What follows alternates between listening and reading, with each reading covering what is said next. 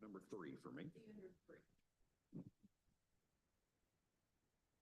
How are you doing? Good morning. I'm well. Thank you for asking. Ms. Whitmore, I'm John Kirtley. I'm the director of the Board of Pharmacy, and I'm going to just tell you a little bit about who you're talking to this morning and a couple things about our procedure. Okay. First of all, on this side of the table, we are staff members here at the Board of Pharmacy that work here full time. Myself, Dr. McCready is our assistant director. Ms. Bales is our attorney. On the other side of the table, you have board members that are decision makers here today on your pharmacy technician application. We have Dr. Lynn Fouché, Dr. Lenore Newsom, who's the chair of our informal conference, Dr. Rodney Richmond, Dr. Brian Jolly, and Dr. Clint Boone. In this process, in a moment, I'll turn it over to Ms. Bales and she'll give us an overview of your application. In it, we see that you did let us know that something's going to pop back up, which is what we're here to discuss today. So thank you for letting us know that proactively. In that process, she'll give us a brief description, and then the board members are going to want to talk to you about your application. And at some point, they're going to make some decision of what they would suggest they want to do. It could be to accept your application and grant a waiver. It could be to deny it. It could be to hold it in waiting for something else. We don't know what they're going to say until they do so. Most important thing for you is you can either agree or disagree with what decision they make. Since this is an informal conference, I realize it's still pretty formal, but it's not a full hearing with like everyone getting sworn in and having a court reporter and a hearing officer and everything else. So whenever we get to that point that they make a decision, it's something that you don't have to decide sitting right there. If it's something that they make a decision you don't like, you will have an appeal process that will be open to you at a later date. Okay. Do you have any questions about how this works?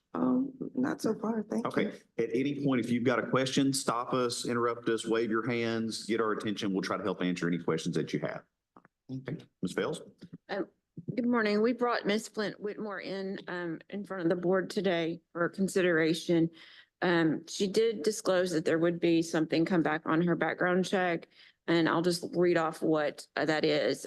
She was arrested for battery 3rd degree by the Pine Bluff Police Department in September 21st, 2013. She was found not guilty of that charge. On September 2nd, 2015, she was arrested for a felony domestic battery in the 2nd degree. According to her statement, the charge was null prost at the request of the alleged victim. So they dropped that case. Then on July 13, 2016, she was arrested for DWI first, possession of a controlled substance, failure to submit to a blood alcohol test, driving left of center. The possession charge was dismissed after she showed proof of her prescription. She pled guilty to the other charges and was sentenced to $810 in fine and court costs, 11 days jail suspended, an alcohol education program. According to her statement, she had an open container of alcohol in her vehicle and a prescription bottle of hydrocodone, 10 milligrams in her purse. The label on the bottle was missing a name, so she was charged with possession. And again, she disclosed these arrests. All right.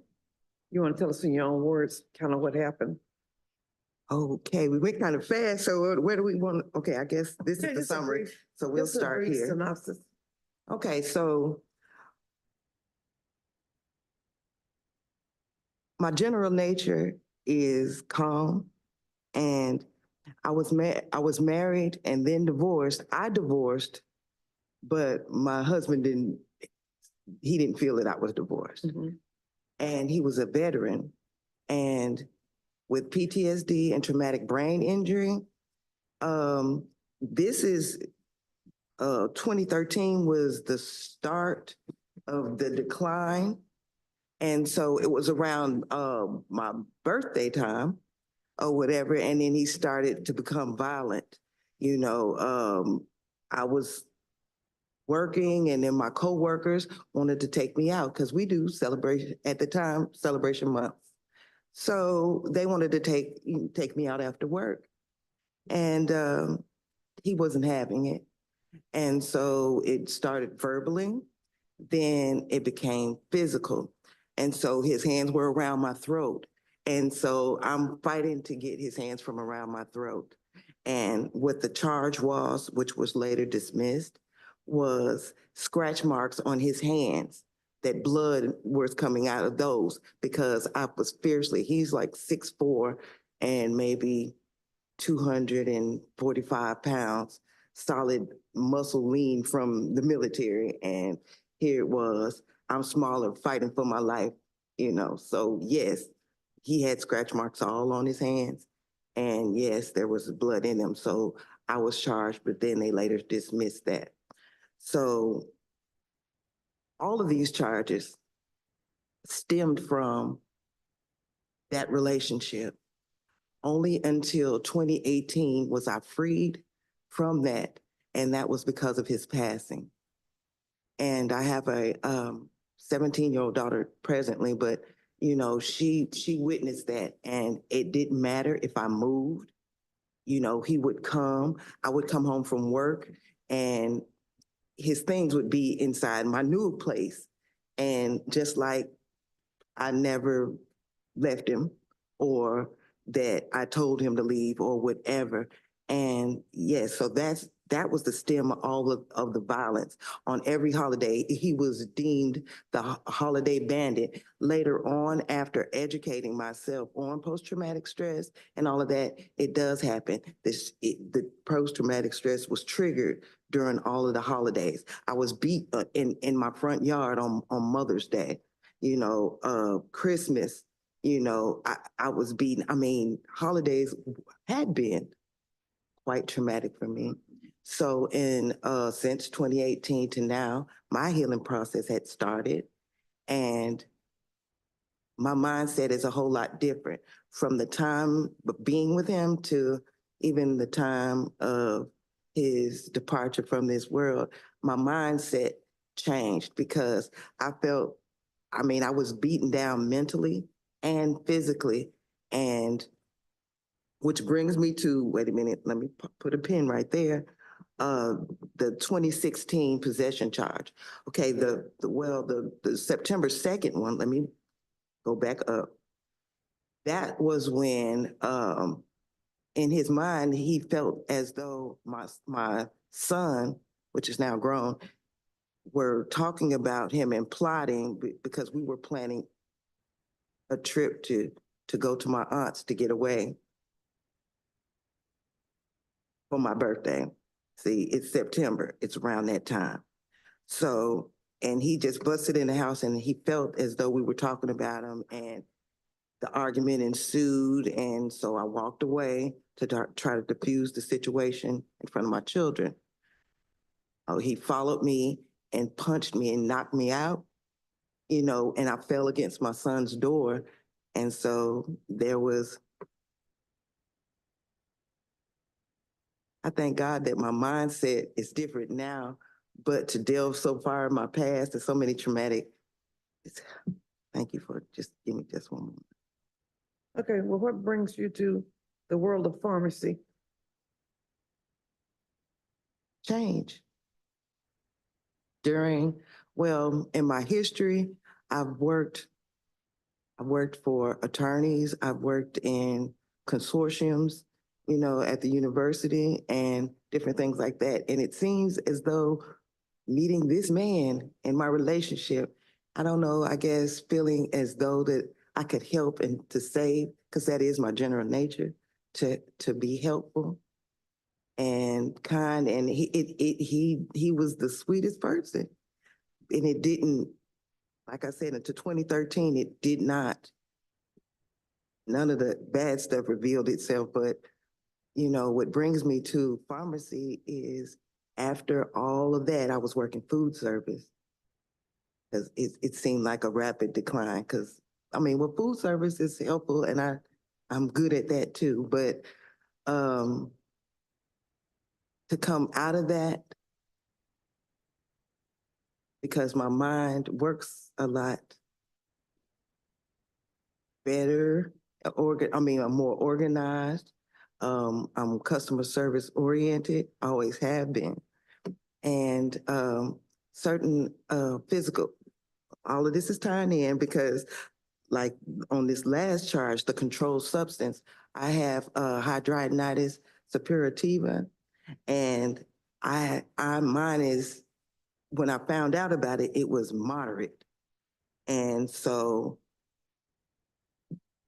I'm going to be graphic with it. So in my female parts, it looked like I had a male part that was so much swelling.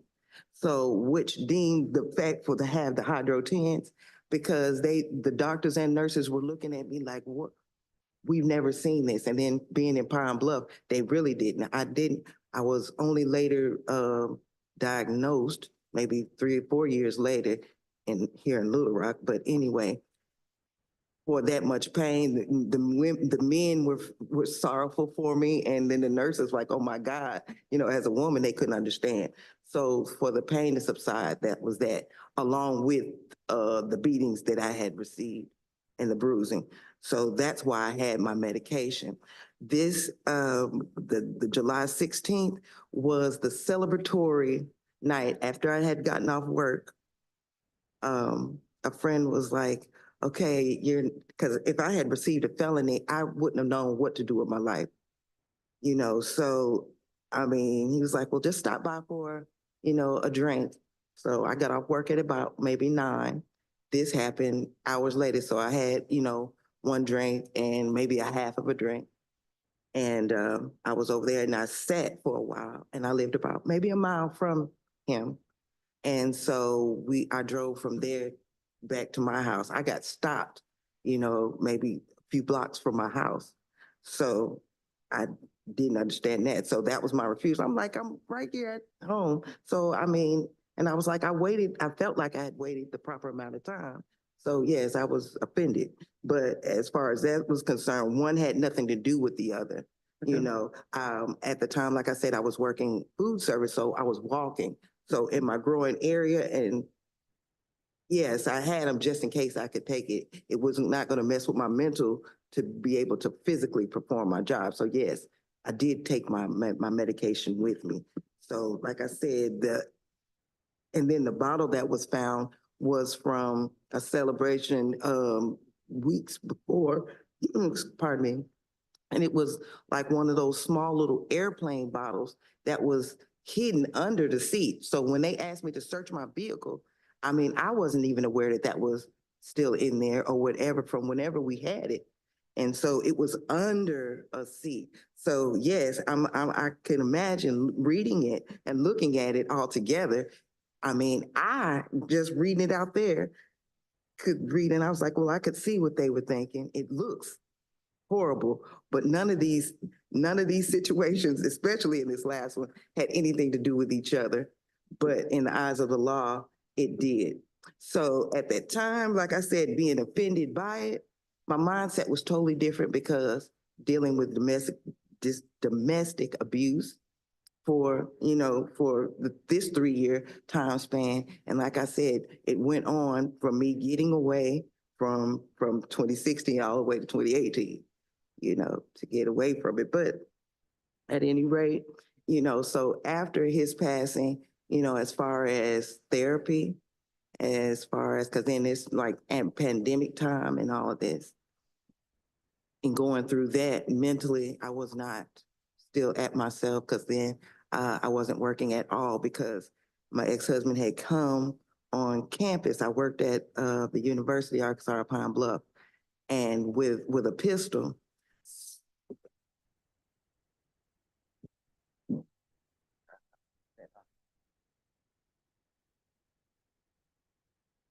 So with a pistol, and my employers, they saw a lot of the situations happening because there's cameras all over. So they were, on my side, and they tried to preserve my job as long as they could. But it could have been detrimental to the students. And so I was let go. So I was not working at all. So then I was doing nothing during the pandemic, but trying to heal. But I still couldn't. Even I came to Little Rock, but he followed me here as well. So like I said, until he died, I had no solace. And then after he did, one of the first things I did was had mental counseling, for the domestic battery and everything. And then I started to come back to myself somewhat. Not even myself. I don't think he could ever go back from all that I experienced. but I started to reach a better, healthier place. And so I went back to my former job and they allowed me to work, but my mind wasn't as clouded and fogged. So I started to reach out for different avenues. And then I wanted a job with longevity. And I was reading that, pharmacy technology was going on into the future, and then there was a high demand. And then with my prior customer service experience, I felt that it would be a good fit. And then I am 52 years old, and I wasn't quite sure that I could still learn and grasp the concepts or whatever, but I was, and it built my confidence. And so when we got to the paperwork part and we had that, I felt that I started to heal because it didn't bother me as much. And I was like, well, that is part of my past, and I will present it and confidently speak on the parts. And if they believe me, or if they think that, I don't know if people can truly change. I think they can evolve, into different things. Everything still is a part of you, but it depends on where your mindset sets with that. And I don't even drink anymore. A lot of the drinking at that time was self-medication, for what I was going through. And I no longer drink or anything. So, and I feel like a different person, a freer person. And, even with counseling, I know that I have overcome a whole lot of things, and I think I'm ready to be a part of something better and something new. All right, thank you. Does anyone else have any questions of this candidate? Can you tell me, do you currently use the hydrocodone? No. Okay, so like I said, at the time when I had it, I wasn't even diagnosed. They didn't even in Pine Bluff, they didn't even know what the hydronitis was. And so they were just, treating me for the extreme pain of it or whatever. So now that it has been diagnosed, I take biologics now, currently on Cosentyx or whatever. And so I rarely have flares now. And so even with pain management is not part of it.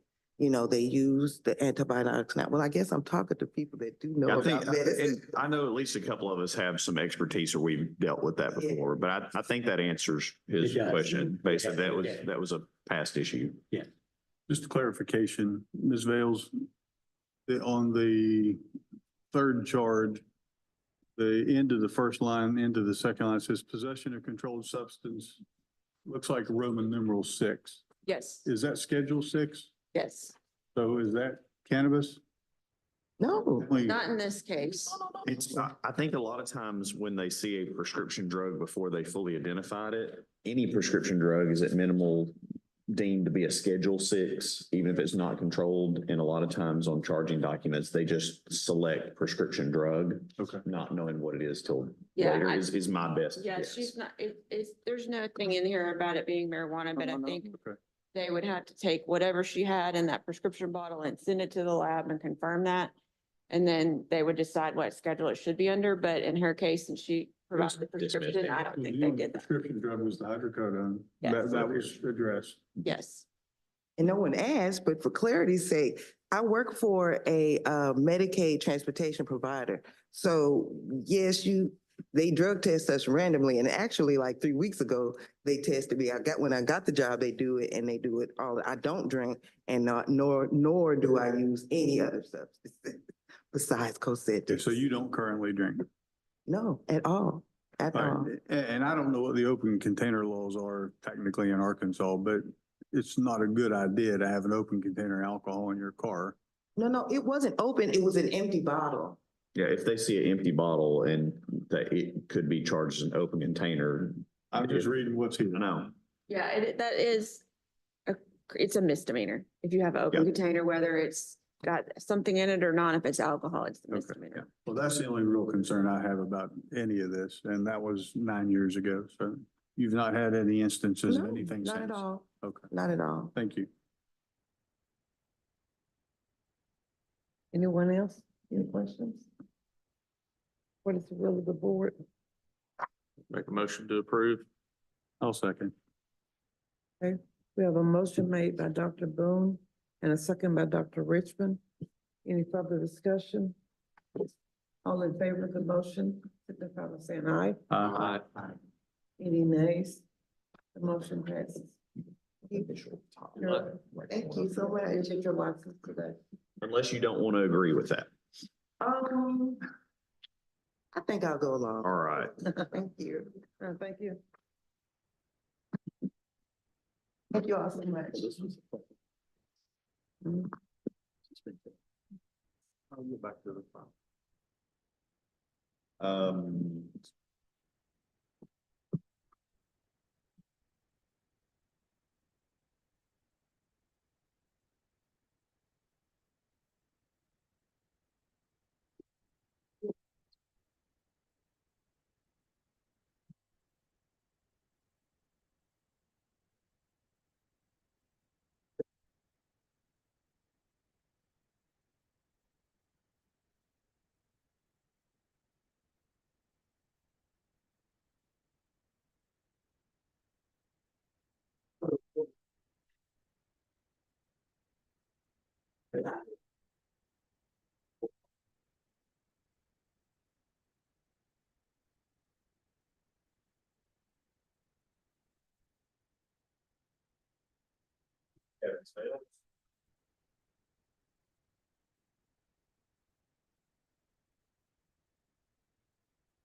How are you doing? I'm good. How are you? If I remember to turn my mic on, it'll be better. I'm John Kirtley. I'm the Director of the Board of Pharmacy. I'm going to tell you just quickly about kind of who you're speaking with this morning and a couple things about our process. On this side of the table, we are all staff members here at the Board of Pharmacy offices. Myself, Dr. Brenda McCready is our Assistant Director. Ms. Ashley Bales is our Legal Counsel. On the other side, we have 5 of our pharmacy board members with their name tags there in front of you. Dr. Newsom is actually the chair of this informal committee here kind of in the middle. In this process, we have your application, I believe, to be a pharmacy technician. And in that application, you did let us know that something might pop back. So thank you for letting us know that up front. And that's what the board is going to want to talk to you about today. Here in a moment, I'll turn over to Ms. Bales to give us an overview of what was in the application, and then the board members will have some questions and want to talk to you about it. At some point, they're going to come up with what their suggestion for a decision is, and it could be to approve the application, to deny the application, to say we want to wait until something else happens. We don't know what they're going to say until they do it. Most important thing for you is you have the opportunity to either agree with that or disagree with that. And it's not a decision you have to make sitting right there, right now.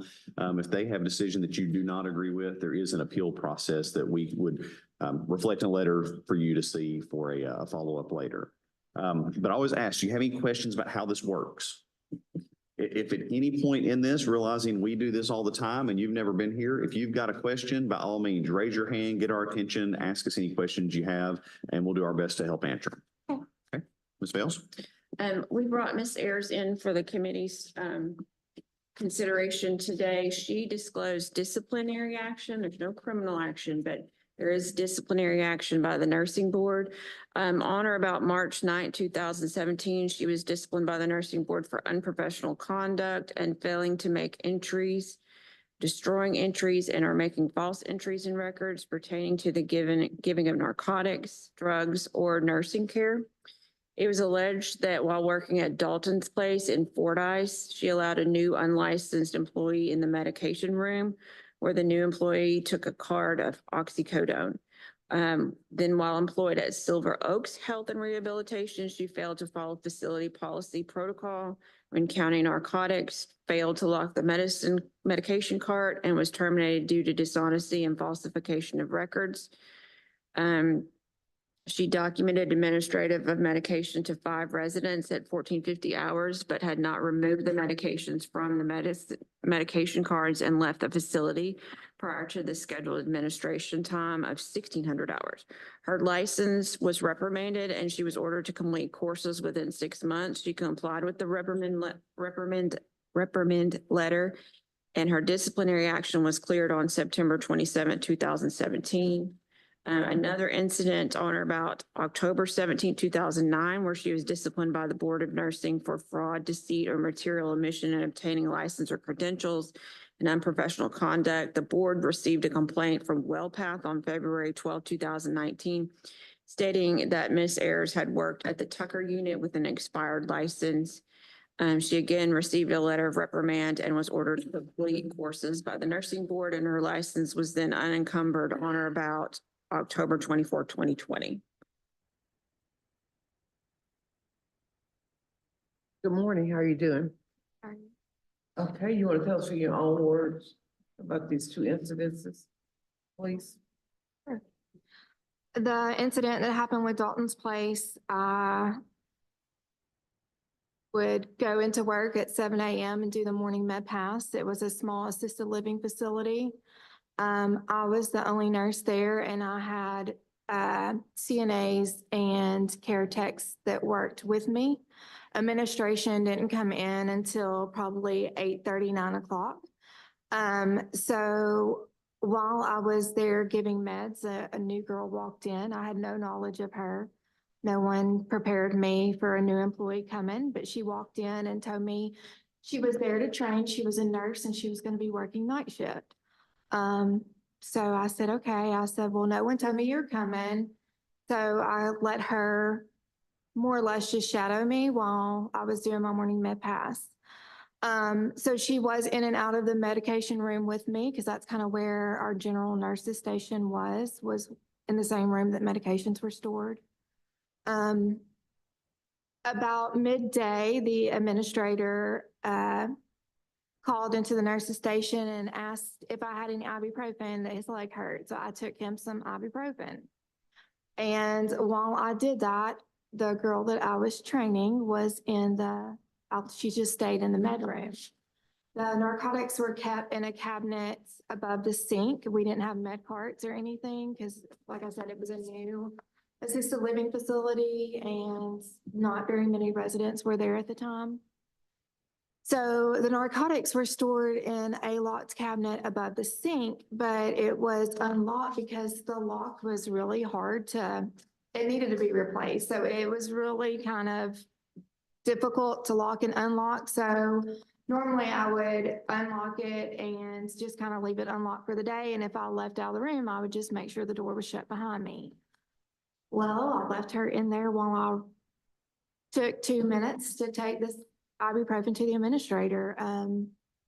While I was gone in that time, she was able to get in the cabinet and took a card of oxycodone that belonged to a resident. While I was giving the ibuprofen to the administrator, I questioned him about this new employee and asked, I didn't know we had a position open for a nurse. And he says, well, we don't, and she's not a nurse. She's a med tech, worked in Texas, but she's going to work here as an aide at night. And I said, oh, and so I filled him in, she told me she was a nurse. I let her shadow me, all the things. And he said, well, that's fine. He's like, she'll need to know some stuff. Like you'll need to show her how to fill out an incident report if something happens at night, because we did not have a night nurse in an assisted living facility. So she kind of hung out with me for the remainder of the shift, which ended at 1 p.m. At 1 p.m., the other nurse came in and I was leaving. And so when we were counting narcotics, I was counting the book, the other nurse was counting the drawer, and we got to that card of oxycodone and she said, that card's not here. I said, yes, it is. I said, it was there this morning, but when I did count, and I said, I didn't even administer that today. And so I started checking, thinking maybe the card just got out of order. We could not find the card. Went and reported it to the administrator. He ended up calling the police and watched the video, the cameras, and it showed her in the 2 minutes that I walked out to take the ibuprofen, it showed her reaching into the cabinet, pulling down the narcotics and taking that card. She even took a sheet of paper and like slid it because she was aware there was a camera in the room. So she took a sheet of paper, put the med card down, covered it, and like slid it off the counter and walked out the door with it. We later found the card in a trash can in one of the public bathrooms where she had punched out the narcotics and folded up the med card and wrapped it in paper towel, and so that's how that incident came about. When that happened, the girl that worked in the business office filed a complaint to the State Board of Nursing about me leaving the unlicensed personnel in the med room, which was true, I did. And then, so once the State Board of Nursing started investigating that, they reached out to previous employers where I had worked at a nursing home and I had received write-ups for, at one point I left the not the narcotic, but the med cart. We had med carts in the nursing home and I walked off to the break room to get a drink and forgot to punch in my lock button. So I was written up for that. Another time I was written up for not knowing about counting a liquid narcotic in the refrigerator. The nurses that we were counting with didn't realize that didn't pay attention that there was actually narcotics in the refrigerator. We needed to count at shift change. So it wasn't until I counted out with a girl who said, oh, there's narcotics in the refrigerator, we need to go count them. When we counted them, there was medication off of a liquid medication. So I got in trouble for that. I got written up for that. So that was in my personnel file at the nursing home. And it was after that incident, they sent me home for investigation when they found out that there was, because I had the cart keys at the time that liquid narcotic was found to be off. So they made me clock out and go home for investigation while they looked into it. Back then we had paper Mars, so I still needed to sign off the Mars from my morning med pass. When I went through and was signing off for the morning meds, I was in a hurry and I signed off on some of the afternoon meds because, if a patient got Tylenol 3 times a day, it has on the MAR, it has their Tylenol listed, and then it has the 8 a.m., the noon, and the 4 p.m. all in a row. So I was going through signing, and I did sign off on a few of the 4 p.m. meds by accident. So the nursing home turned me for falsifying documentation. That same nursing home later hired me 6 months later to come back to work for them. So all that got put in the initial report with the State Board of Nursing, those incidents that also happened at the nursing home. As far as the nursing license in 2019, I accepted a position at the Tucker unit with WellPath as the health service administrator. I was working as administrator in an administrator role. I was not working as a nurse. However, there was a weekend that there was an incident with K2.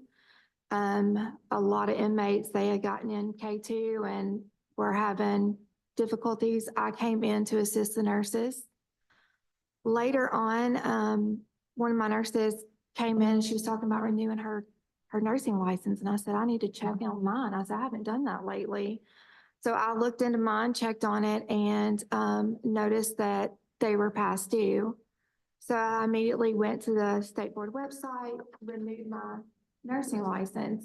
When there's a question on there asking, have you worked in a nursing role since your license became expired? I clicked no, not thinking about that weekend previously that I did work. I was thinking, I'm an administrator, I'm not working as a nurse, so I clicked no.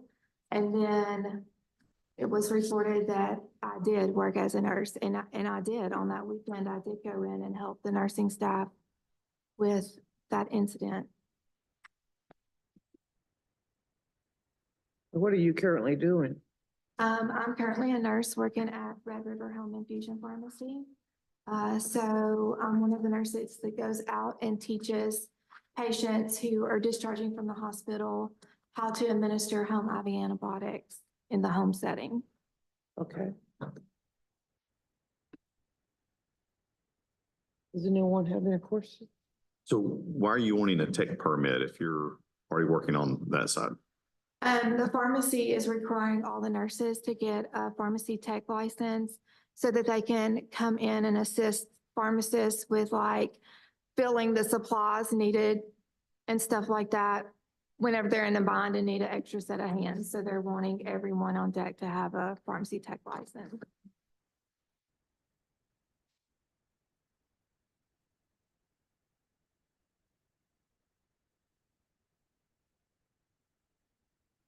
So are you a little bit more careful about your documentation now? Oh, absolutely. Okay.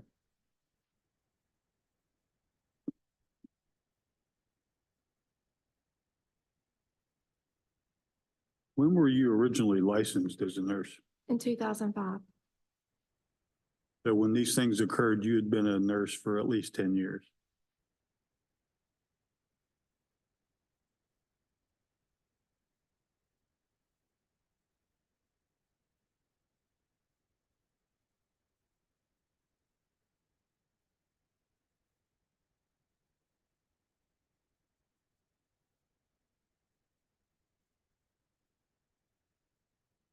Yeah. So what you're being asked to do is to get a license so that you can do things that would be incident to your job, but you would not be focused on being a technician.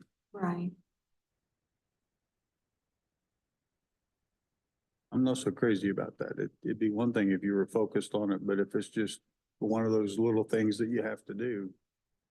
My bet is that when you're doing, home health nursing, many times the pharmacy knows what IV antibiotics or what other treatments they have to get. And then, the person who's going to help administer it knows that they also need X number of flushes, whether it be saline or heparin, how many line sets and everything else. And while the flushes generally would be considered by most pharmacies to be drugs, most of those line sets are also labeled RX. So I'm having seen some of this before, I'm thinking that they say, here's what you're going to this patient's house. And since you've been there before, what else do they need? And you prep everything else you think, line sets, ancillary supplies in the box, because it's a box of stuff. And then the pharmacist comes and checks off everything in the supply Yeah. order that would be the ancillary supply. So in this type of work, I mean, it sounds to me like she's not going to be a compounding technician, which is mainly what they use for full-time techs, but it would probably be useful to have the nurse that's going to the home saying, here's everything else. Like, she can't leave until she has everything she's going to need for that patient, making sure that it's gone through the pharmacy system. Otherwise, she gets the house and goes, they didn't put saline syringes in here. They put 5 of them and they forget that you have to do one before and after the infusion. I needed 10 for these 5 treatments, and it winds up being 2 trips. We've seen some similar stuff with long-term care where people are handling emergency kits or something and they want to go ahead and get them a pharmacy tech permit. At times, I have seen pharmacies that want everyone to have a tech permit, even if they never step in the pharmacy, because they think that's a really good, criminal background check oversight way for the person to have an attachment with the Board of Pharmacy, since it's a permitted pharmacy.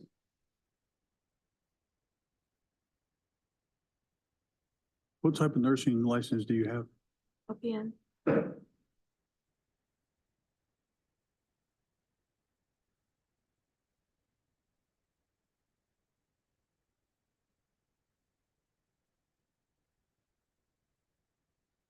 But what is the will of the board?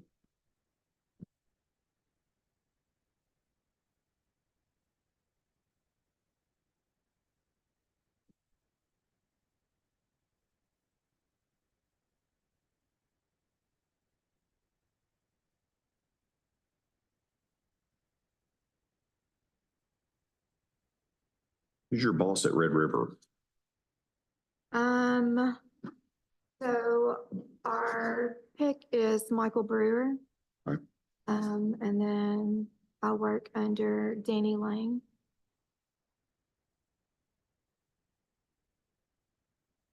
Do they know about all this? But they didn't send any like support letters or anything or?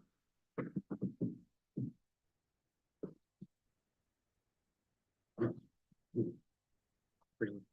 Mhm. The concern I have is. Person.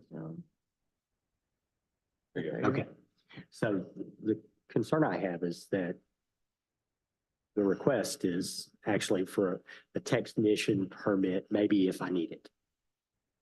But the movement by the board would be with a full-out technician permit with no limitations on it. And you could leave Red River and go get a job somewhere else as a technician. And I don't think our tendency, because of the documentation and the other events that taken, there's a lot more discussion involved with that. And so that, I think that's where our hesitancy is that. I'm following your thought process. The way, if in fact it would be utilized in the way that Dr. Kirtley has described, then in that scenario, I would be okay with it. If she would go on and be a technician somewhere else, we need to approve this with foreknowledge of that. But assuming that if she goes somewhere else, she'll be trained to do that job. The downside is seems like an awful lot of stuff that happened in a short period of time. And a lot of it involved controlled substances. The upside is that it occurred 8 years ago. So. How long have you worked at Red River? 2.5 years. Okay.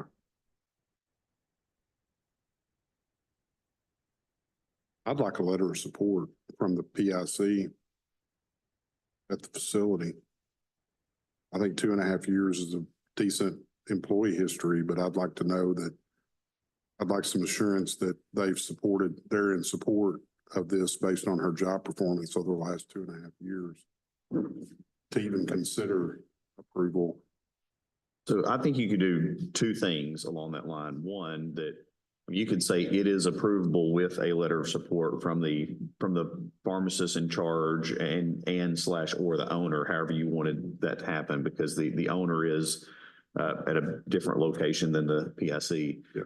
And you could also set it out to where you would agree to let her let her have a technician permit for that corporation. They have multiple locations. Mm-hmm. And while, I mean, they have one here in Little Rock, they have other locations as well. So you probably wouldn't want to say just Little Rock. If they need her to go down and work in the Jonesboro, I think they have, or Texarkana on the Texas side, that you would allow her to be a technician at those. And so it would be a limited use or MOU that it agrees. If she were to change jobs, you could say, before we'll approve you to work somewhere else, we would want to visit with you again. Absolutely, yeah. Yeah. If you put those two things, it would allow them to say, yes, we're aware of all of this. We're in support as the owner and the pharmacist in charge, since they're separate people, and then, limit it to that. So I was just gonna say as clarification, you said letter of support in light of her 2.5 years employment. I would include with foreknowledge of these prior events. Yeah, I was, yeah. Okay. She had disclosed that but I think they need to acknowledge that they're aware of some of the issues that occurred in the past. I had the same concerns you did, Lynn. So I think I guess the motion would be to approve contingent upon a letter of support from the Owner and PIC. owner or PIC. I think. Owner and PIC. Yeah, I Owner mean, and I think the PIC. owner you want the owner to know because they're the DEA registrant. You'd want the PIC to know because they're the one that's going to be responsible for it. Great point. Owner and PIC. And then we would, I'd make the second part of the motion would be to establish an MOU process that this is a limited use permit For this employer. And that all the other details will be spelled out in the MOU. Yeah, visit to change Yeah. employment. Okay. Are you making that motion? I'll make that as a One motion. second. We have a motion and a second. Any further discussion? Do we need to stipulate that it's based on her work performance and her regulatory? I mean, if they're aware of it and they're supportive of her having it, then that should speak for her work performance. But do we know that they're aware? Well, it'll be, that was part That's- of that's this. to Yeah, acknowledge that was that. part of his. Okay, and Yeah, that's, Wasn't specific. Right. I would like to see in the letter, both, some type of letter of support based on her job performance that she's had since she's been there, but also an acknowledgement that they're aware of the issues that she's had with the board. Can we incorporate that in the motion? I thought it was, I may have misunderstood it. Yeah, it's on record. We'll make it part of it. And, yeah, I've got it all here and we've got to put it in a more expansive letter than we usually send. We can highlight what we expect to see in it. Other comments? Motion the second. Any further discussion? All in favor of the motion signify by saying aye. Aye. Any nays? The motion passes. So to help explain this, my first suggestion would be to know that they know everything we know. Probably the easiest thing you can do is show them the exact packet of this is what the board looked They've at. seen this. Okay, I've sent it all before I came here, like whenever I got kicked back from the pharmacy tech license, I reached out and said, you know, they're wanting me to come for a hearing. And so I had to send everything that I sent you guys to Okay. them. So they're fully aware. okay. And what we'll do is it may be beginning of next week because we've got meetings the next couple of days. We'll basically send you a letter outlining that, you know, you can go ahead and tell them, they can watch it on YouTube if they want. We'll be looking for a letter from them that, look, we know what's going on. She's, you know, if they're supportive based on your past employment and endorsing that they want you to be able to do this. And then if you do change jobs and you want to use the pharmacy technician permit somewhere else, the board is saying they would want you to come back and discuss what that job opportunity is. Okay, we'll reduce it to writing. We will get it to you. All right, thank you. Thank you and good luck.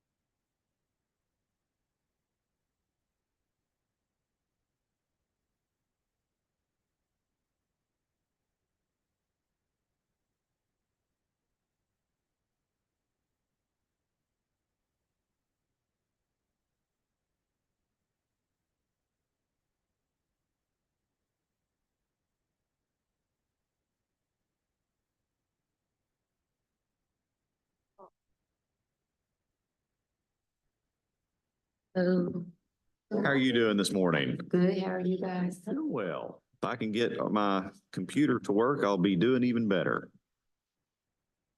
Here we go. Your name, please? Ms.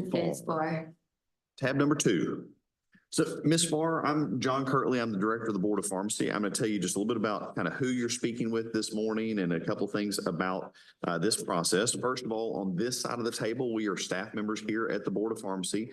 Myself, Dr. McCready is our Assistant Director. Ms. Bales is our Legal Counsel. On the other side of the table, you have 5 of our pharmacy board members with their name tags out in front of them, with Dr. Newsom right here in the middle, who's the chair of our informal committee.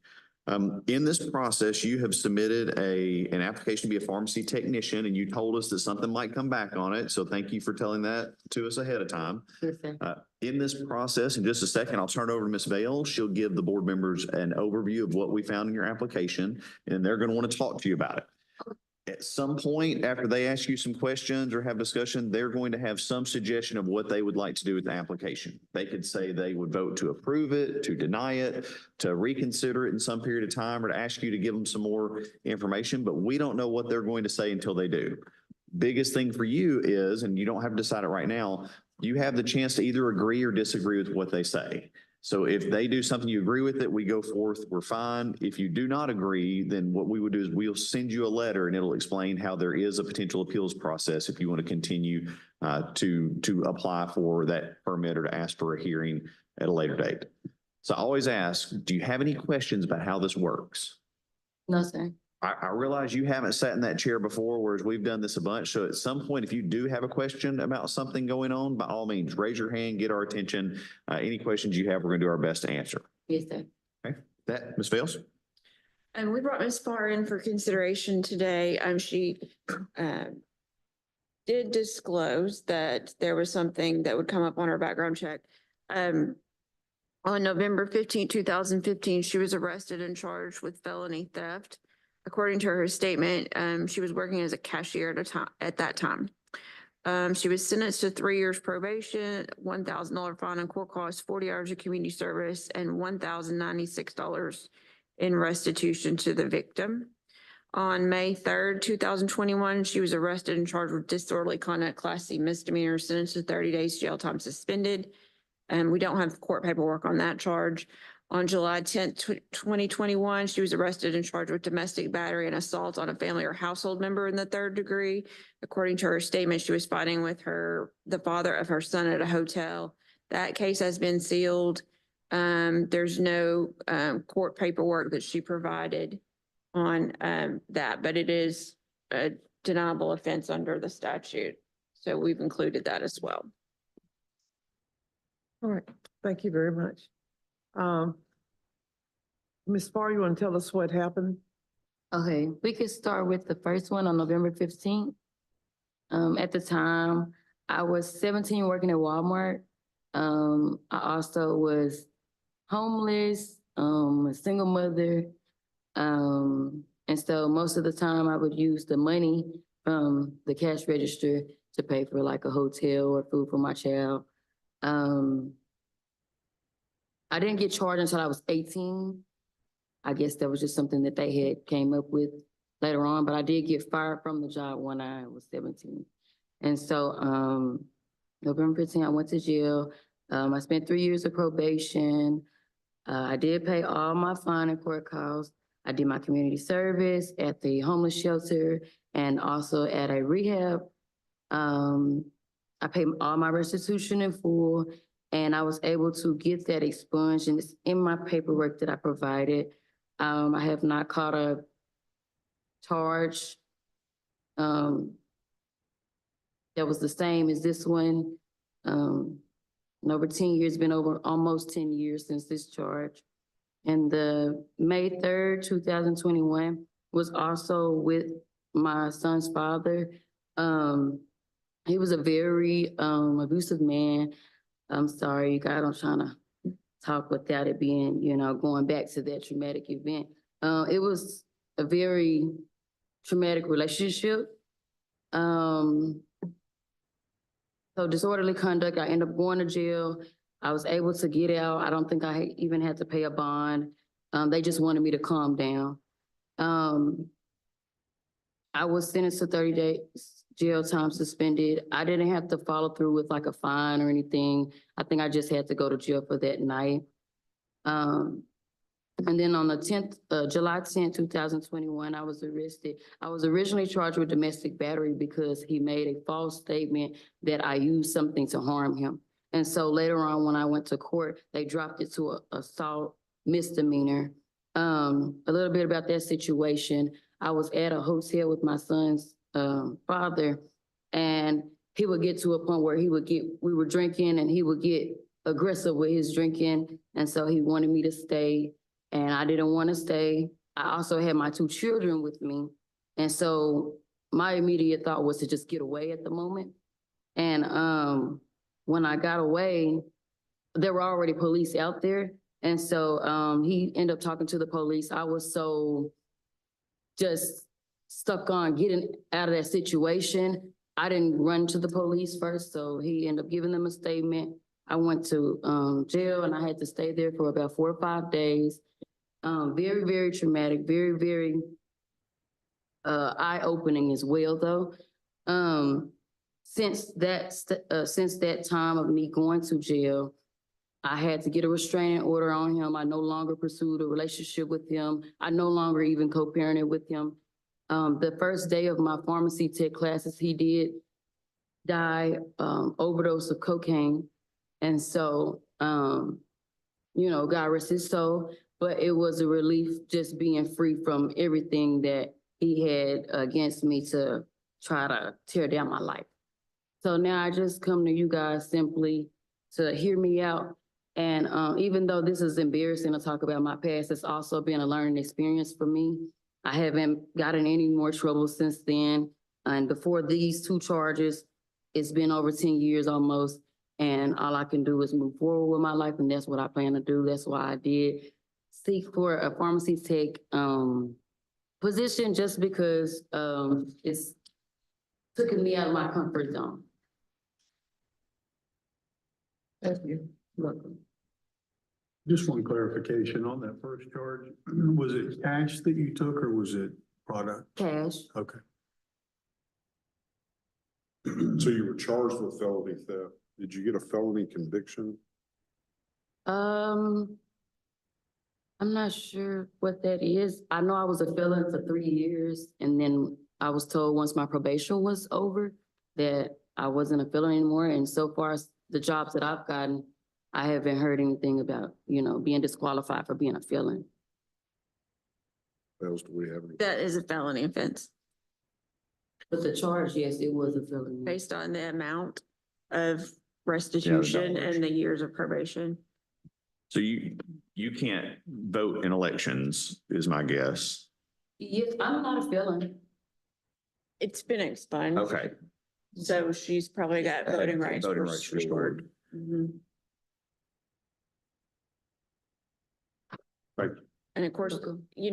I have in the tablet, the applicable law that applies to licensing restrictions based on criminal records. And of course, also behind that, that's list of deniable offenses in that statute. And then behind that is the authorization that her effect of sealing her case doesn't really apply to us because we're a Health agency. health licensing board. So regardless of whether or not she got it expunged, we can still consider that and review her waiver. So did you go to a school, did you do some type of training program for pharmacy technician? Did Yes, sir. I was going to AECC down the street. you graduate from that? Mhm. Have you worked in a pharmacy before? No, I've just been waiting on the license and doing everything that I need to obtain it. Did you do any type of Shadowing. shadowing or something as part of that program? So at the time I was working Baptist housekeeping. And so they would allow me, because I was trying to pursue pharmacy tech, so they would allow me, sometimes to shadow them on my off days. But as far as like doing it with the school, no. We did have labs, so we did like practice work, like as if we were in certain situations and we were pharmacy tech. And so we practiced different medicines and stuff like that, filling prescriptions. Okay. If you were to get your permit, where, do you have a prospective job Yes, opportunity? Baptist. At Yes, sir. Baptist, in the hospital, Yes, sir. in the pharmacy, in the hospital? Yes, sir. Okay. Just because they're already familiar with me. I've been doing housekeeping at Baptist for like a year now. So.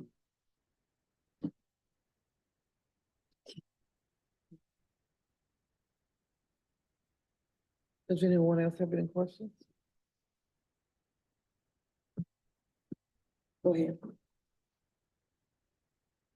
Just for a point of clarification, you said that your boyfriend or gentleman that you had the relationship with died the first day of your pharmacy technician schooling. Can you tell me exactly when that was or how long ago that was? Okay, so that was last year. I want to say. What month? No, not last year, the year before last. No, it was last year because it was in March.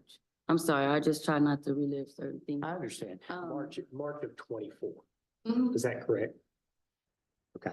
So you've been out of that relationship since that time. Were you in a relationship with him did you still actively see him at the time of?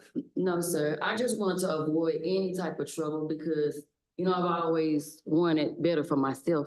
And so, once I caught charges, I think that was enough for me to be like, okay, I bumped my head hard enough to not go back to that. And, he was also, you know, the same person. He never changed. And like I say, I didn't even know he was on drugs at the time that he did die. And so I just got a call while I was in class and said, hey, bring your son up here. He doesn't have much longer to live.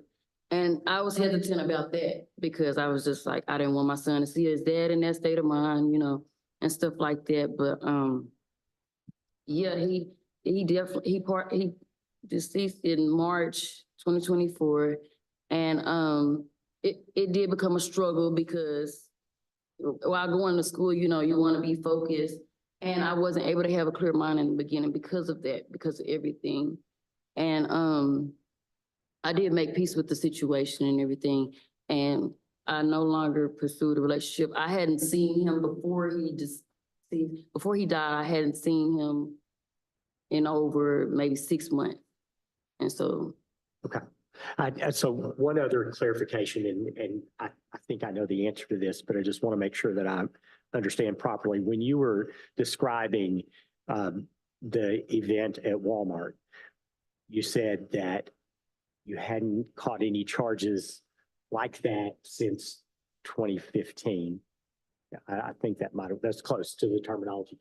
And has there been anything else that you were involved in other than what's here, the the battery issues related to theft or any narcotic involvement, or even if it, you know, did you have any issues that you were involved in that we may not be seeing here? I do have one incident. We had ended up getting pulled over with my son's dad, and he had a medical marijuana card. And he ended up having a warrant, so the police gave me his marijuana that was on him, and I was confused because I don't have the medical card. And they told me that they couldn't take his stuff because he did have that. And so what I did, I just took it back to his house. That's the only incident. I don't know if that's like on file anywhere or anything, but that's the only other incident I've been in as far as something like that. Okay, good. I just wanted to clarify my understanding. How long ago was that? That was in 2021 too. It had to been between May and July though. So you don't have a medical marijuana card? No, ma'am. Do you smoke marijuana? No, sir.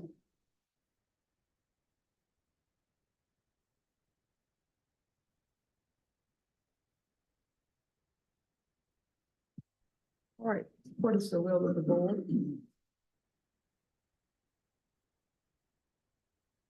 I'm a little hesitant with the 2015 charge, but was 10 years ago. I think I would be okay with approving and making a motion to approve. But I don't want to put forth that motion unless there's additional discussion we need to have.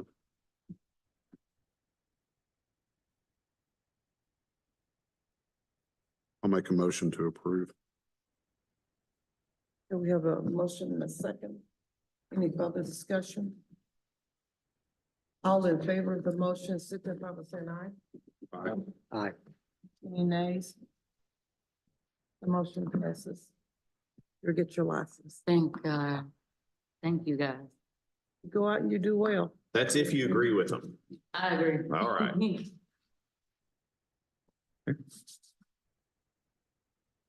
Everybody good? Sir. Oh, can we have a little short bathroom? Yeah, break? we're gonna take just a quick 5-minute break.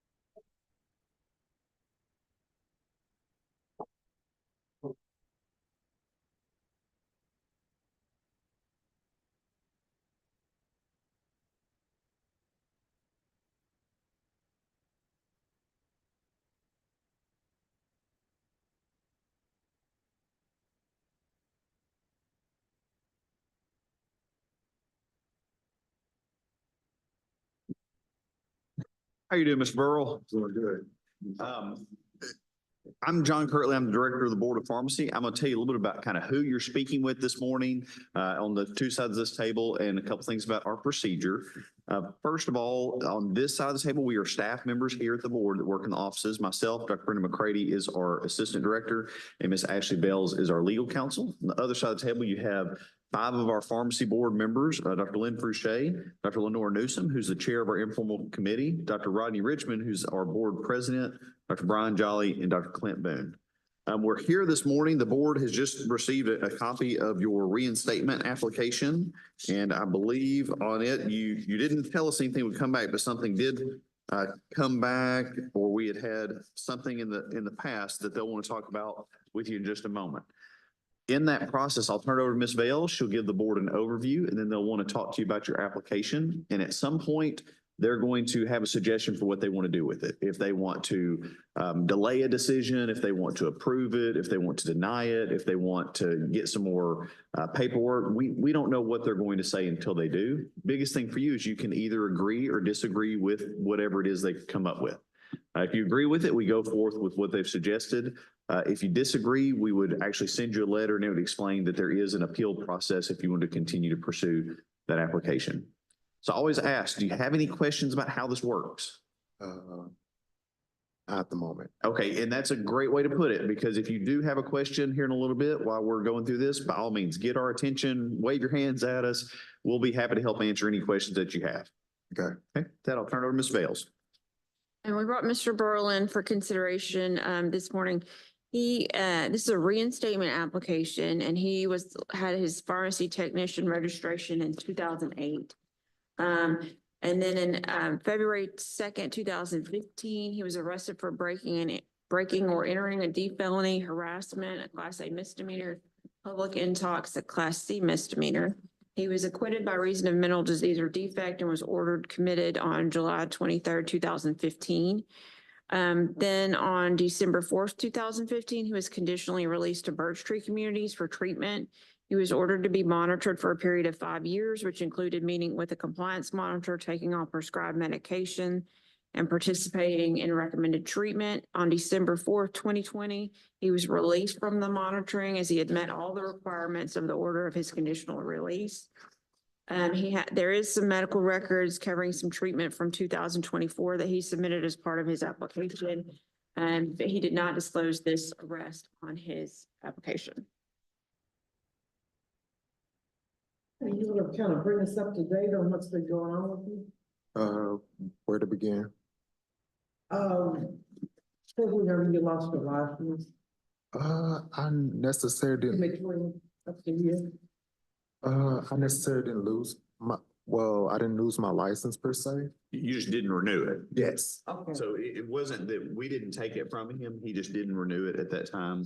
But since he would ask for it back, it's a reinstatement. All right, gotcha. Thank you. So still kind of bring us up to date, please. As far as from renewing it or from the time I think she's trying to ask you, what's going on in life? Everything's Gotcha, stable? gotcha. Are you still seeing somebody? well, right now, I'm seeking therapy for and get my medicines prescribed and staying compliant with my medications. I'm currently working at the moment. Been at this job for 6 years. I work in Conway, of course.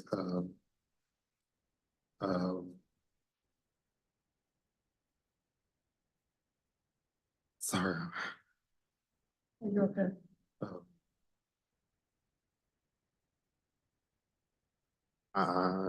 Sorry, my nerves. What do you do for work? I work at a plasma center. I act as a plasma processor. Basically, we collect plasma and we draw up the samples and place them in the freezer and getting them ready for shipment. And so I also oversee payments that in a situation where they something happened during the donation, we oversee some of the payments. How long have you worked there? 6 years. Okay. And I saw, so you also went back to college. Yes. What did you study at UCA? I studied creative writing, with Okay. a minor of, art Okay. as a minor. I graduated in, 2022 in, December. Um, I'm sorry, I'm nervous. I completely get it. We call this informal, but I know anytime you got to sit in front of a panel of folks, it makes you nervous. It's one of those things I can tell you to relax. Nobody's mad at you or anything, but I get it, man. It's nerve wracking. Now, I want to say that I've been on this panel before, but it was around the time that I was still under the 9/11 court order. Okay. Yeah. I thought, because I think back then you had a guardianship It was case manager. Yeah. or case manager back then, but you've graduated from all that now. Because, and I was going to ask if you'd been here before, because it hit me as you were talking. I want to say that was probably like 2018 or something. It's been like 7 or 8 years. And because somebody else came with you, I think. Was it your father? No, she was a case manager. Oh, your case, yeah, that's right, your case manager. And because I recall them talking about the progress you'd had and potentially graduating from it. So you got through all that. You don't have a case manager anymore. You're not part of that program. You finished up your college. And as I recall, the board generally in a situation like that would say, like, get past all of this and then, maybe come see us again at some future date. So, what area of pharmacy did you work in? when You were Like, technician? back in, I want to say, 2011, I worked at Walmart Pharmacy, and then from there, I worked at Children's Hospital. Okay. But when I left Children's, I didn't bother renewing my license again. So, oh wait, I worked at Walgreens as well. So you're good with dealing with high stress situations? Yes. Okay. It's just a lot different. It's even a little bit more stressful now. Yes. Been lots of changes. Uh-huh. Why did you not disclose your arrest on the application? Well, the thing was, I felt like I felt that because my charges were acquitted, and once I finished, my 9/11 and whatnot, I thought that it's off my record completely. That's one of the reasons why I didn't, the application was what I did.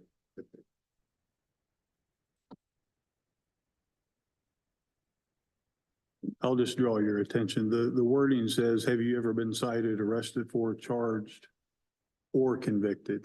Not just convicted, but have you ever been cited or even charged? So it's important that you pay attention to detail, particularly in pharmacy.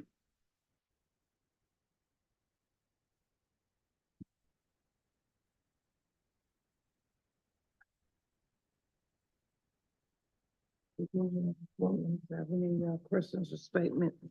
So what treatment are you receiving currently? And it said there's some here from 2024. What do you got going on right now? Well, I'm being compliant with my medication. I'm seeing a psychiatrist for, the medications they put me on. I'm also seeing a therapist at Arisa Health in Conway. So, and I've been with them since 2019. So, and yeah. Mhm.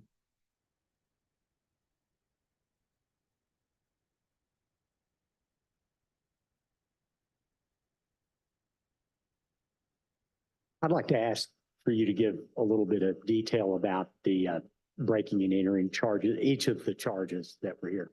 Just kind of in your words, tell us about what happened. Okay, well, like back in, I want to say 2014, I was homeless at the time. So, So I was hallucinating. I felt the sun, I felt like the sun was scorching my skin. And it I was running from the sun. So and I went into this woman's car as she was getting out. And honestly, it was just a misunderstanding. She felt that I would break in her car to attack her, which that wasn't the case. It was just me going through hallucinations and whatnot. So the charges came about based on that scenario. Um, and from there, I went to jail and was just I'm sorry, I'm nervous. You're fine. Take a breath. Yes. I went to jail for I want to say from August, from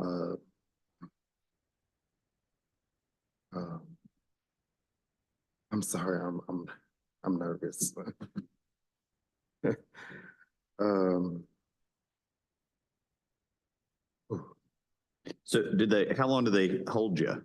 they held me for from February 2015 to August 2015. Okay, in jail? Yeah. And then that's when they figured out to send you to medical Yes. through that process. And I'm guessing, so tell me if I guess wrong, that during that time, they were trying to determine if you could or could not sit for a trial. Right. And then they determined that you needed medical help. Right. And at that point, they sent you for medical help and evaluations. Yes. And then it was dismissed based on the medical findings. So then that started your kind of 5 years of being monitored. Technically, after I left the state hospital, I was Okay. there for a good 3 months. Okay, And after that, when I went to Birch Street, that's when it started. I got you. Okay. So can you clarify for me what substances were involved? There, personally, there was no substance involved. It was part of it was part of me hallucinating. When I looked, I remember when I did my research on my charges through Court Connect, whatever, they were like, they felt like I was on PCP, and really I wasn't. It was just me being mentally ill and whatnot. You currently use any substances, no. marijuana or No. alcohol, anything No. of that sort?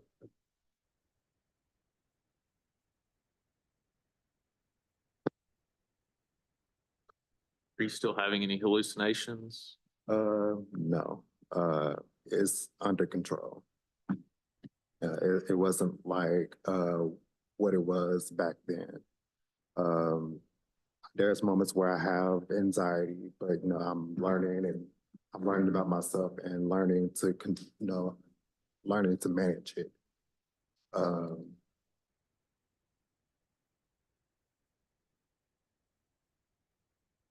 Have you had any issues that you said you had been at your current employment for 6 years, which is very commendable that you've stayed at that employment for that long.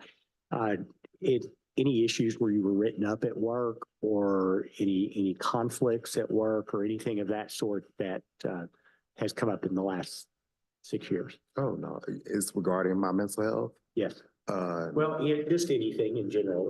No, not really. Mm-mm. I'm actually a hardworking employee there. I got employee of the month like 3 times since I've worked there. Congratulations. Yeah, but and I was written up a couple of times. It was based on a training situation. It was just something. It wasn't really minor.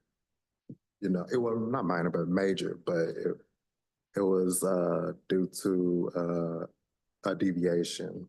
But I've learned from it and moved on from Is it. that in regard to like a policy and procedure that you needed some guidance on following properly or? Yeah, something like that. Okay. Why do you want to be a technician again? I actually miss it. I haven't really got a full experience of being a pharmacy technician. I've worked at Walmart for like, I want to say 10 months, and then I worked at Children's for a year and a month. Yeah, a year and a month. But I really, I actually miss it actually. I haven't really just got the full experience and, and not to mention,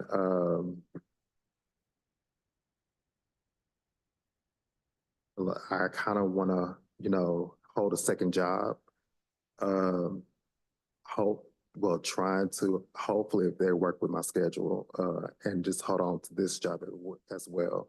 I would actually have interest in, working in the compound pharmacy. So, that's something that it's just something I wanted to do, actually.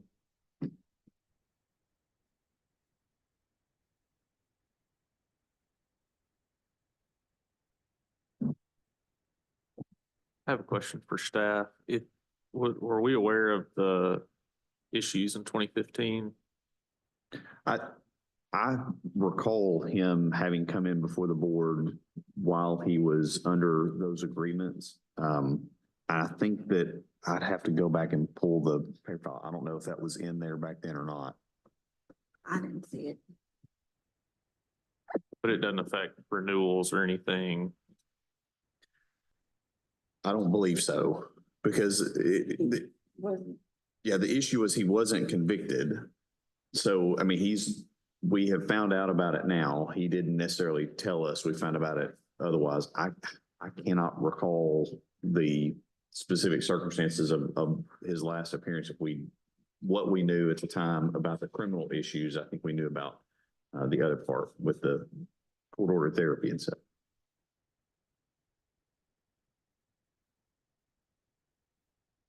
I mean, we've had some cases like this before where the board, before they would proceed, would want, letters from physicians showing, competence or anything like that before they would go any further. Yeah, and I don't want to speak for everybody else, but for me personally, I'd like to see that. And then I would also like to see it come before a full board. I don't think informal is probably something that I'd be comfortable doing without everybody on board.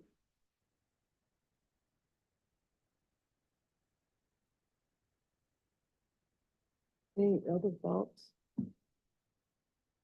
What do you think? I agree with Dr. Boone.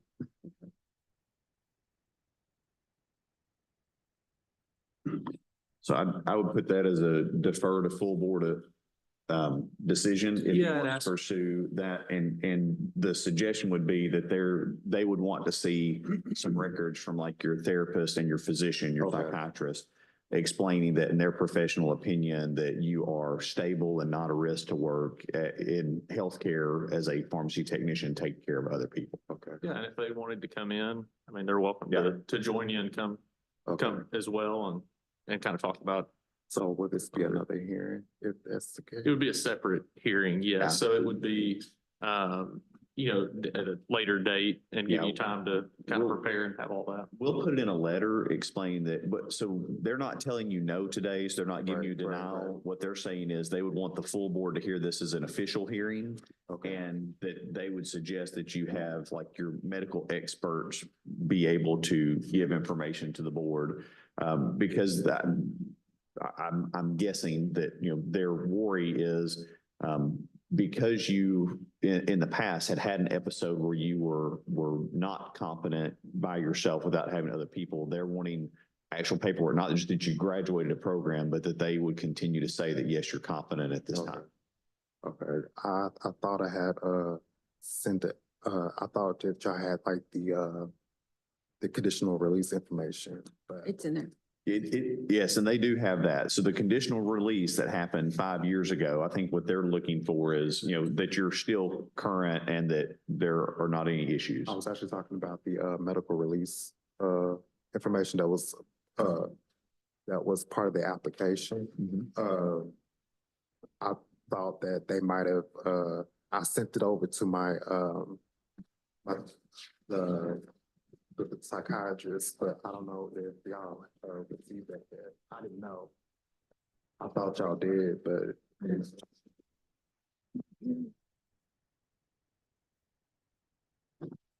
Okay.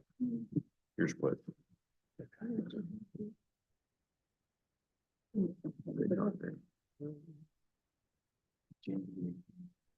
Okay.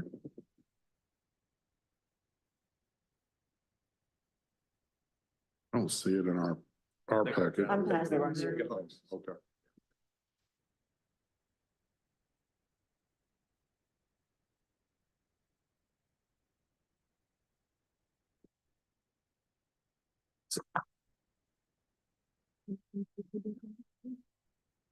That was from the board hearing.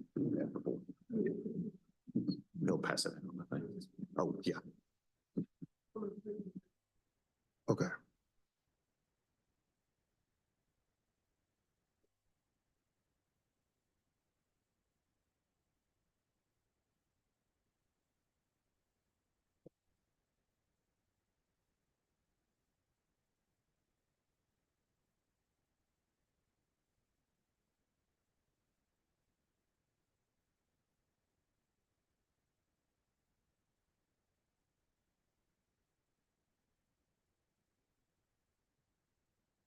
This is from a year ago.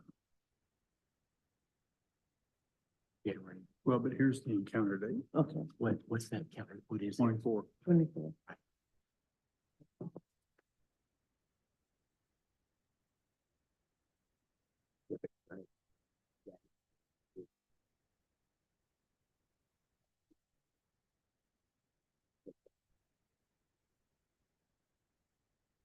I know in the past, the board has wanted a very specific question from medical professionals. This is what we would do with if it was an addictive disease. It's an evaluation, not only are they stable to work, but are they stable, say, to work in this environment doing.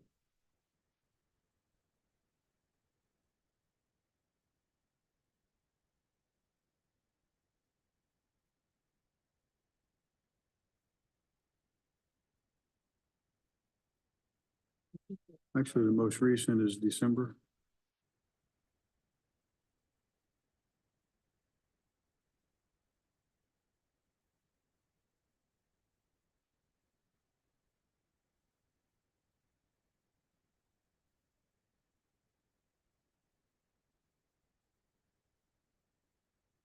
No cognitive impairment.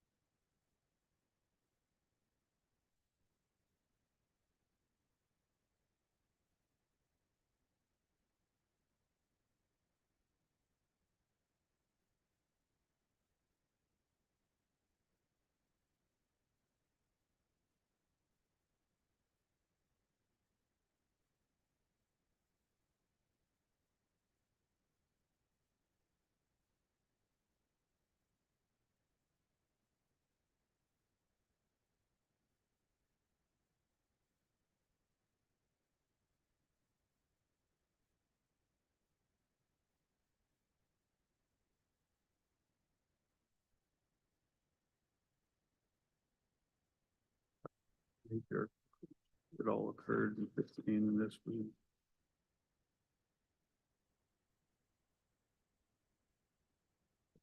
Still opening.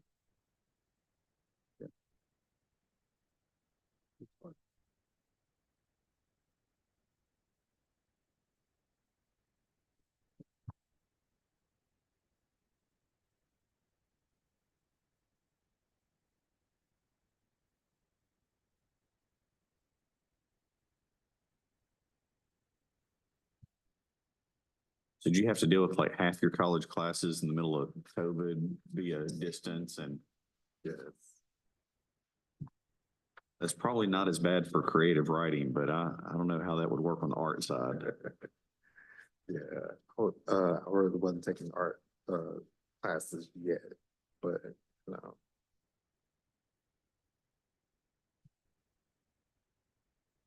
What kind of art do you do? Uh-huh. What kind of art do you do? What A sketch. sketch? Mhm. I would guess that the other people sitting up here are similar to myself, that half of my brain's not developed well. And the thought of someone being able to sketch something that you can recognize is amazing.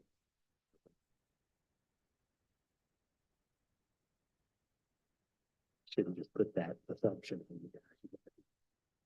Very well developed.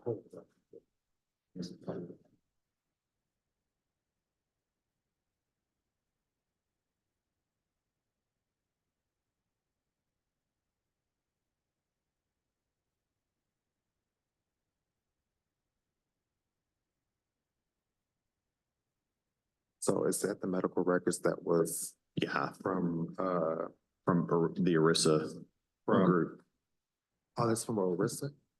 Yeah. Okay, just making sure. Okay.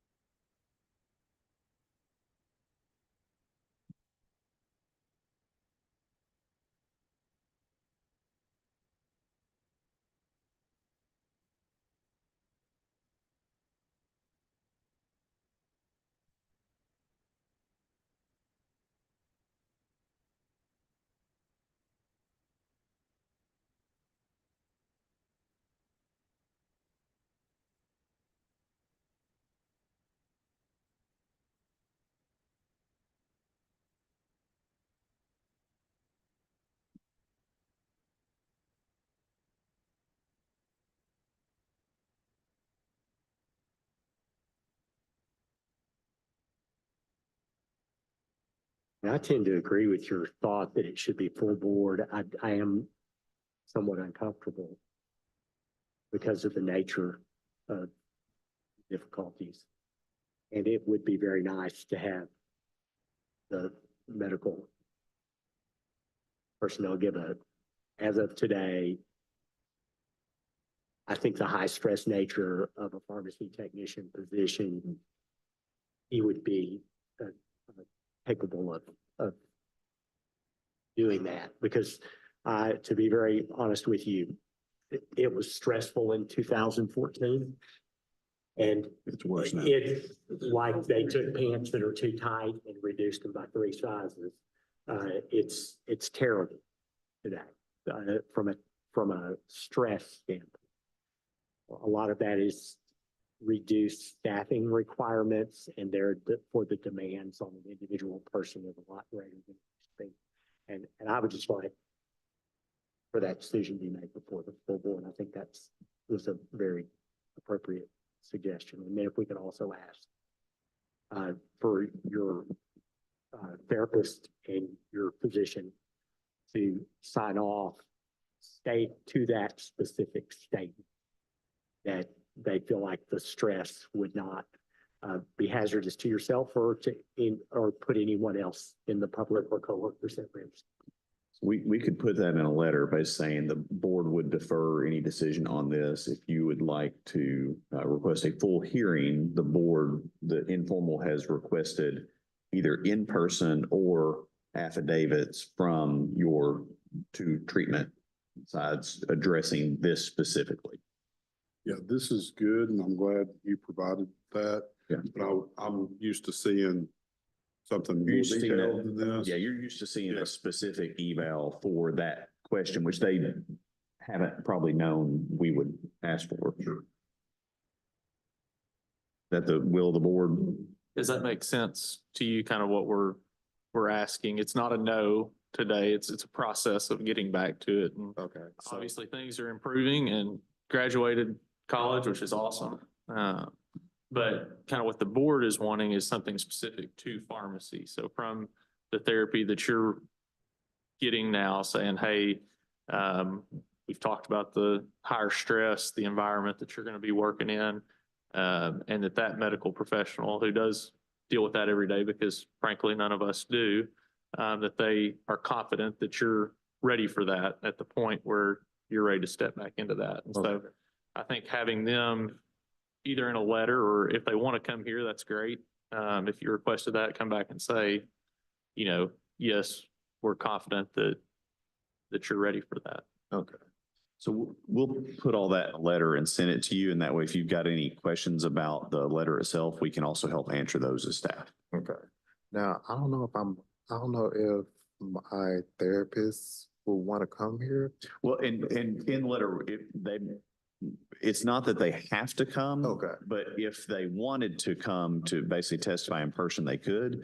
Right. Otherwise, we'd be asking them for, if they're willing, to write a letter and address a couple of specific points. Okay. So in what we call is like an affidavit, just like they would send one to court or anything else. Okay. So, but it's us wanting to ask them a couple of specific questions. Okay. And we'll put that in a letter to you, Mr. Okay. Hall. Okay. Okay? All right. All right. But thank you so much for coming in. Thank you.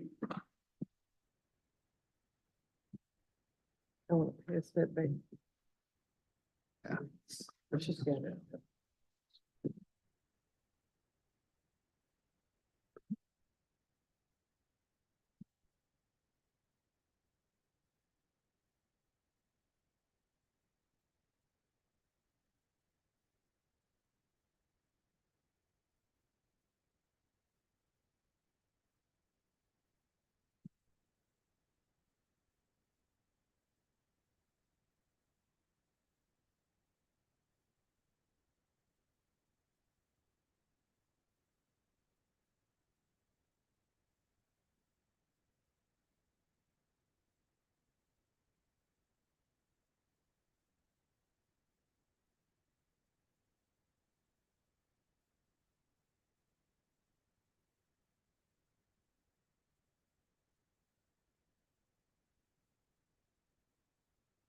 Have Ms. Vales.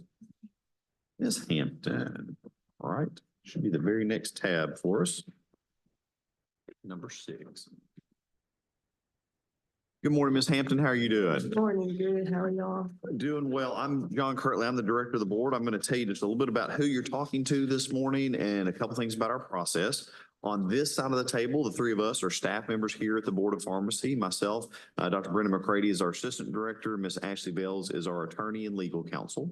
On the other side of the table, you're looking at 5 of our pharmacy board members that are decision makers here about your application. In this group, we've got Dr. Lynn Fouché, Dr. Lenore Newsom, who serves as our chair of this informal committee, Dr. Rodney Richmond, who is our board president, Dr. Brian Jolly, and Dr. Clint Boone. In this process, I'm having to flip through some pages to make sure I read this right. We have an application for you to be a pharmacy technician. I was trying to see if you disclosed or not, but it's further in my packet. And you did check off that we would see something potentially on your application. So thank you for letting us know that. In this process, in a moment, I'll turn it over to Ms. Vale. She'll give us an overview of your application or what we had found in it for the board members to discuss with you. At some point, they're going to talk to you about this and make a decision on what they would like to do with this. And it could be that they vote to approve it, deny it, postpone a decision on it, kick it to the board. We don't know what they're going to say until they do. Most importantly for you, you can either agree or disagree with it. If you agree with it, we go with exactly what they've asked us to do. And if you disagree, it basically opens up that you could appeal for a hearing at a later date in front of the full board. We call this informal, even though I realize it's pretty formal anytime you come in office and you're looking at a bunch of folks. But a full board meeting is all 8 members of the board, a hearing officer, a court reporter, you swear in, and it's much more like going to court. Okay. So I always ask, do you have any questions about how this works? No. If you do change your mind at some point and you've got a question about what's going on, by all means, wave your hands, get our attention, and let us know whatever questions you have, and we'll do our best to answer them. Okay. I don't see that there's a copy of the application in here. Oh, that's right. I'm sorry. This is a little bit different to read. We're finding some issues with our new system that if it's an electronic application, it prints differently, but we're working on that. With that, Ms. Bales. Yeah, so in your packet is print screens from our online application. The questions are in there and her answers are in there. As Dr. Curley says, we're revising that to make it more friendly for review at our future hearings, but part of her application is online. And she did disclose in that application that there would be something that came back on her background check, a couple of things.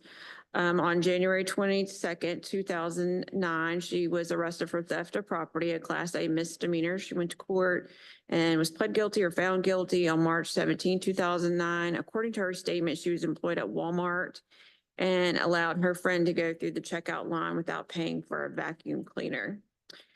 On July 15, 2017, she was arrested for theft of property, a Class A misdemeanor. She pled guilty or was found guilty on April 22nd, 2017. According to her statement, she didn't scan a microwave when checking out at Walmart.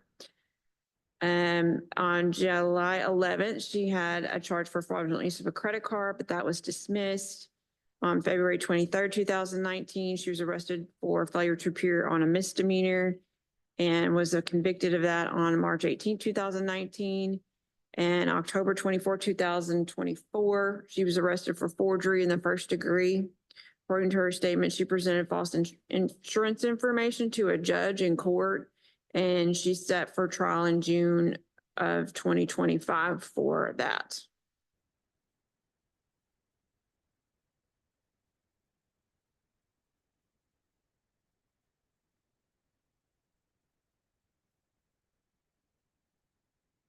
Yes. I'm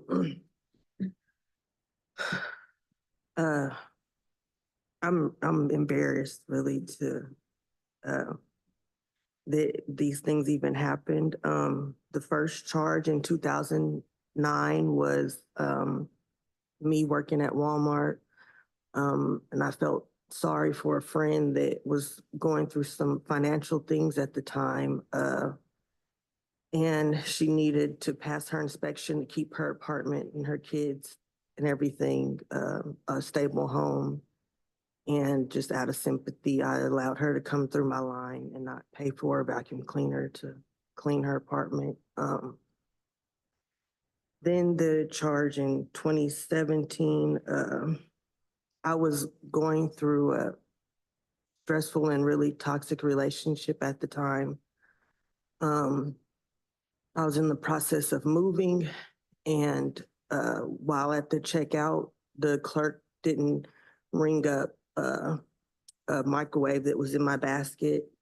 I didn't realize or pay attention because I had gotten a phone call, and I went home, and then later on, I don't remember how I found out that that charge occurred, but once I realized I didn't pay for the microwave, I did go back and paid for it, but it was too late. The charges had already been taken place and been pressed. And then in 2018, the fraudulent use of the credit card was the same guy I was dating, the toxic relationship. He had given me a credit card and it didn't have a name. It just was like maybe a bought credit card or something. I'm not sure, but he told me it would belong to his sister. We needed to pay some bills. It was a light bill. And he told me to pay the light bill. I did confirm with his sister that it was her credit card. She said it was okay for me to use, so I did. And unbeknownst to me, it actually belonged to a girl that he was dating. Once she found out that he had, me and another girlfriend, she did pursue charges. But once we went before court, because she tried to dispute that charge, once we went to court, we all went together, we explained what happened, and the charges were dismissed for that one. And then the one in 2019 in Vegas, I had moved back. That's where I'm from. So I moved back to Vegas. And I had gotten out of that. I left Arkansas to get out of that toxic relationship. And I was speeding because it was really late at night and I was trying to get back home to my mom's so I can get up and go to work. I had just got my hair braided or something and it was like really late when the girl got done. So it was in the wee hours of the morning. I was really tired and I was just trying to get home to get whatever hours of sleep I could get so that I can go to work. And a police officer got behind me, pulled me over, and that's how I got I think they charged me with disregard for safety because I forgot how fast I was going. And then the charge in 2024. Hold on just a second. Oh, You I'm have a sorry. court date on that one, right? No, that court date. Is, For the that. documents say June. Is that gone away? Oh, you're talking about the next charge in 2024. Yeah. So that's what I was getting ready to talk about. Okay, The one I was if you have a referring to. court date, you might not want to talk so much about it because that could be used against you in court. Oh, okay. If you want to, that's fine. I'm just letting you know. Since this is viewable by YouTube, somebody could pull that up and bring that up in your next court date if you speak too much about it. Yeah, and we have times where, especially if you have a pending court date and you don't want to talk about it in a public forum, oftentimes people say, let me just wait on this and get past that before I come in here to discuss it, because we would not want you to say something here that puts whatever you've got going there at risk. Okay. Your application is in dated January, right? Yes. And like, may have their comments, but given that there's a pending court date and given that this application would still be good beyond that time, that I would recommend we defer any consideration of this until after her court date, see the outcome of that.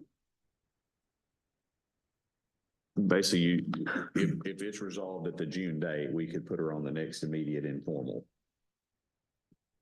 I would be okay Or with that. at whatever point that it's resolved. That good with everyone? Yes. Okay. We're just gonna, table this for the moment until you get, everything completed in the month of June. So, Ms. Hampton, part of what they're kind of saying is, one thing, they don't want to put you at risk if you've got a court date coming in like 6 weeks. But the other thing is they're also not telling you that this is a denial. So in the grand scheme of their decisions, they're not telling you no. So it's not a disciplinary action or a negative action on you. They're saying, why don't we reschedule and let you get through this part? Yeah. Okay. I want to explain, but I understand though. I just But just, really. yeah, but just wait until after your court date.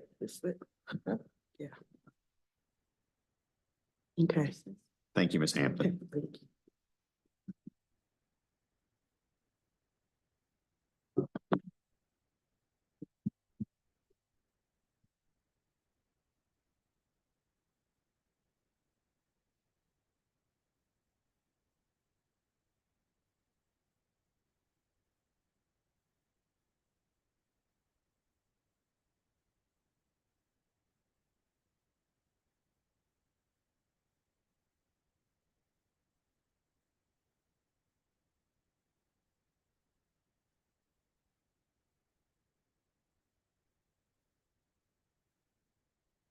Yeah, we have a task in process so that when we have an electronic application, it looks more than us just going, all right, print this screen, print this screen. It's clunkier right now than what we want it to be. They can't print form yet. PDF it. No. Yeah. So like all of our graduates, we're having them just do paper. And that way because it's their original pharmacist license, that way, it's going to look the way we all need it to look. And So later they have to do a notarized, statement. well, Or- board application. We done away with that. Well, the only time we have a notary is. Is if they have a statement. A statement. Yeah. nothing like that. Yeah, and so if they had to send us a notarized statement, I mean, some of the other stuff behind the scenes is they would be able to either email or upload that to us. So they could take a picture of it or a scan of it, or they could mail it to us directly. We've got a couple more scheduled for 11 that have not made it yet. I know we have at least one that we had a potential for file review. So we're dealing with some issues and we're asking some questions that we periodically get some individuals that have no criminal issues, but do let us know that they have had some other either mental psychiatric issues or something else that we believe are, should be protected health information. Just because they had a psychiatric issue without any criminal history, they necessarily shouldn't be on video, and trying to tell them, because our meetings are live and in person and also on YouTube, we're kind of exploring how we can help deal with that. We had, I believe, one that we have sometimes, we'll do file reviews saying, if this is the situation, how would you want us to handle it? And we've got one today without naming who the people are. Under maybe instead of. Well, but the problem is that the person has to come in individually, you would see them. So this is about a person, so it's very similar to what medical board do when they see complaints, this will sound negative, it's not meant to be. Like the medical board itself determines what the procedure is for handling many of the complaints, because they don't have investigators in their office. When we get complaints, we can usually tell whether or not there's a potential violation, and we have our own internal investigators. So you guys don't have to see it until after all of that's been done. So in this one though. Okay, so this one is a person, she's currently working in a pharmacy, awaiting her tech application to be approved. I had her potentially on the schedule to come in from an informal. She's objected to having to appear on the YouTube because she did not want her children to learn of this situation. But I need to know, I guess, just generally, if you guys want her to come in or not. She did not disclose the arrest, which I know sometimes that's a deciding factor. What happened, according to her statement, and I've talked to her, she was living with the father of her children, who was a marijuana user, and he left and went to work. He had apparently bragged to people that he was growing marijuana plants, which he was not. But that gave rise to the police getting involved. They knocked on her door. He left for work. They smelled an odor of marijuana in the house. They came in. Her children were there. She was arrested for the marijuana. DHS also was involved. They immediately at the scene drug tested her. So when she went to court, she had an attorney. She went to court and the attorney presented the drug screen and said this was her husband's marijuana. It wasn't hers. Here's this drug screen that shows she was not using marijuana. And they immediately dismissed the charge. That's not a great answer to, have you ever been arrested? Yes, technically she was, but that's what her explanation would be, why she didn't disclose it. So she has no conviction for anything. But we would have brought her in for not disclosing that arrest. But as I said, I talked to her, she was very upset about the possibility of having to disclose not so much her situation, but having to tell about her husband's use in light of explaining how this whole thing happened. So I guess when I brought that to the attention of Dr. Craven and Dr. Curtley, we thought maybe we could handle it and you all let us know if you do in fact want to see her, or if this would be something that you'd be comfortable with us granting. So we have issue with not telling about the arrest. This one is odd in that there was an immediate drug test on site due to like, child custody issues, which basically helped show that, you know, she wasn't doing any type of using. And there were not plants in the house. There were no plans. No problem. It was dropped immediately after she came to court, and there's court records that reflect that. Husband at that point. No, The only issue I think is that you set precedent here that people can say, I don't want to come to the board, so, because I don't want to be on YouTube.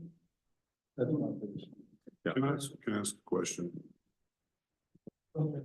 Prior to COVID, were we on YouTube? No, we didn't even have, well, I guess we arguably had the technology to do it. Prior to COVID, we would just record our meetings as far as audio. And then COVID put us to where we were having to do it via YouTube. And then because of security issues with, not YouTube, via Zoom, and with security issues, we started pushing everything out to YouTube. And that's the way most state agencies are doing it now. Okay, so we're in line with what other state agencies are doing. Medical board is doing the same thing. Yeah. Nursing board? I believe so. Had she disclosed this on the application, would we have approved the license? Would staff have approved the license? well, I mean, she has no conviction. She, So, if she'd have told us she got the arrest and sent that in, like, we very well might have signed off on it because of the circumstance of having that immediate drug screen that got it dismissed immediately. sometimes when they come in and they get it dismissed, but there's a course of action that the judge gives them, like, okay, if you're good for a year, I'm gonna dismiss it. But this was literally walked in the courtroom, showed the drug screen, and they dismissed it right there and didn't do any other further proceeding. Sometimes when we bring them in, it's because there's been some sort of interim action by the judge to make sure they were okay. I'd be more inclined to be okay with it, not because of the not wanting to be on YouTube.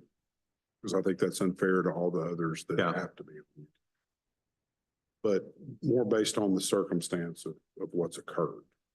And I too would be concerned with the precedent as well. But if the situation were different and it weren't what it is, I wouldn't be willing to make an exception. Yeah, and to clarify, I may be confused because we talked about a lot of these. I thought we had another that had no criminal issue whatsoever. Yeah, we have but that too. okay, separate. so the one that I think about worrying about YouTube actually was not this one. It's another one where there are no criminal charges, but the person disclosed some mental health issues. Or drugs. Well, yeah, drug use in the past that they had sought treatment for. So no criminal issue, but disclosing mental health history is a little bit different to me because it's mental health. Editorial comment, I will say, coming at it from the standpoint of being on the other side of the table 5, 6 years ago, there's some pretty sensitive things that we have to talk about. And a lot of times we ask people to talk about things that occurred in their past that are not good memories. We've already seen that today. Yeah. I do think, I'm not saying it's unfair. I'm just saying, I do think I can understand the perspective of 6 years ago, for example. If you wanted to hear a board meeting, you had to be here. And if you wanted to go back and watch a recording, I suppose you could do that. That's a lot of work. Yeah. Now it's memorialized. Yeah. Well, first of all, it's in real time, so you can sit somewhere and just watch. And it's also memorialized on the internet. So. Well, 5 or 6 years ago, pre-COVID, we'd have 6 to 10 people in here just to observe meetings. And what is the requirement for showing somebody's face for saying their name? I would have to look and get with Ashley. I think that specific requirements are that we have to have a audio record of the meeting. And if I miss something else, it's we have to have an audio record. We do not have to put it on YouTube. And if the board wants to change that, we don't have to put it on I know YouTube. we've had pharmacists up here, talking about how, oh, well, I needed a day off to do that, that is really not anybody's business of why somebody needs a day off or what they're doing on their, Yeah. I think my issue now is I'm seeing this I had one for 11 o'clock that decided she didn't want to come solely for the issue of it. She didn't want it on YouTube. So it's up for you all to decide, but it's becoming an issue of with some of the applicants that I wanted to bring up to everyone's attention. I mean, it is something that we also can, I mean, we could say, we're having this meeting here and it's live if anybody wants to attend. But for this next issue, we're turning off the cameras. If you want to watch it, come here. We'll still have a recording of it that someone could then manually ask for, because we have to have a recording of the public meeting.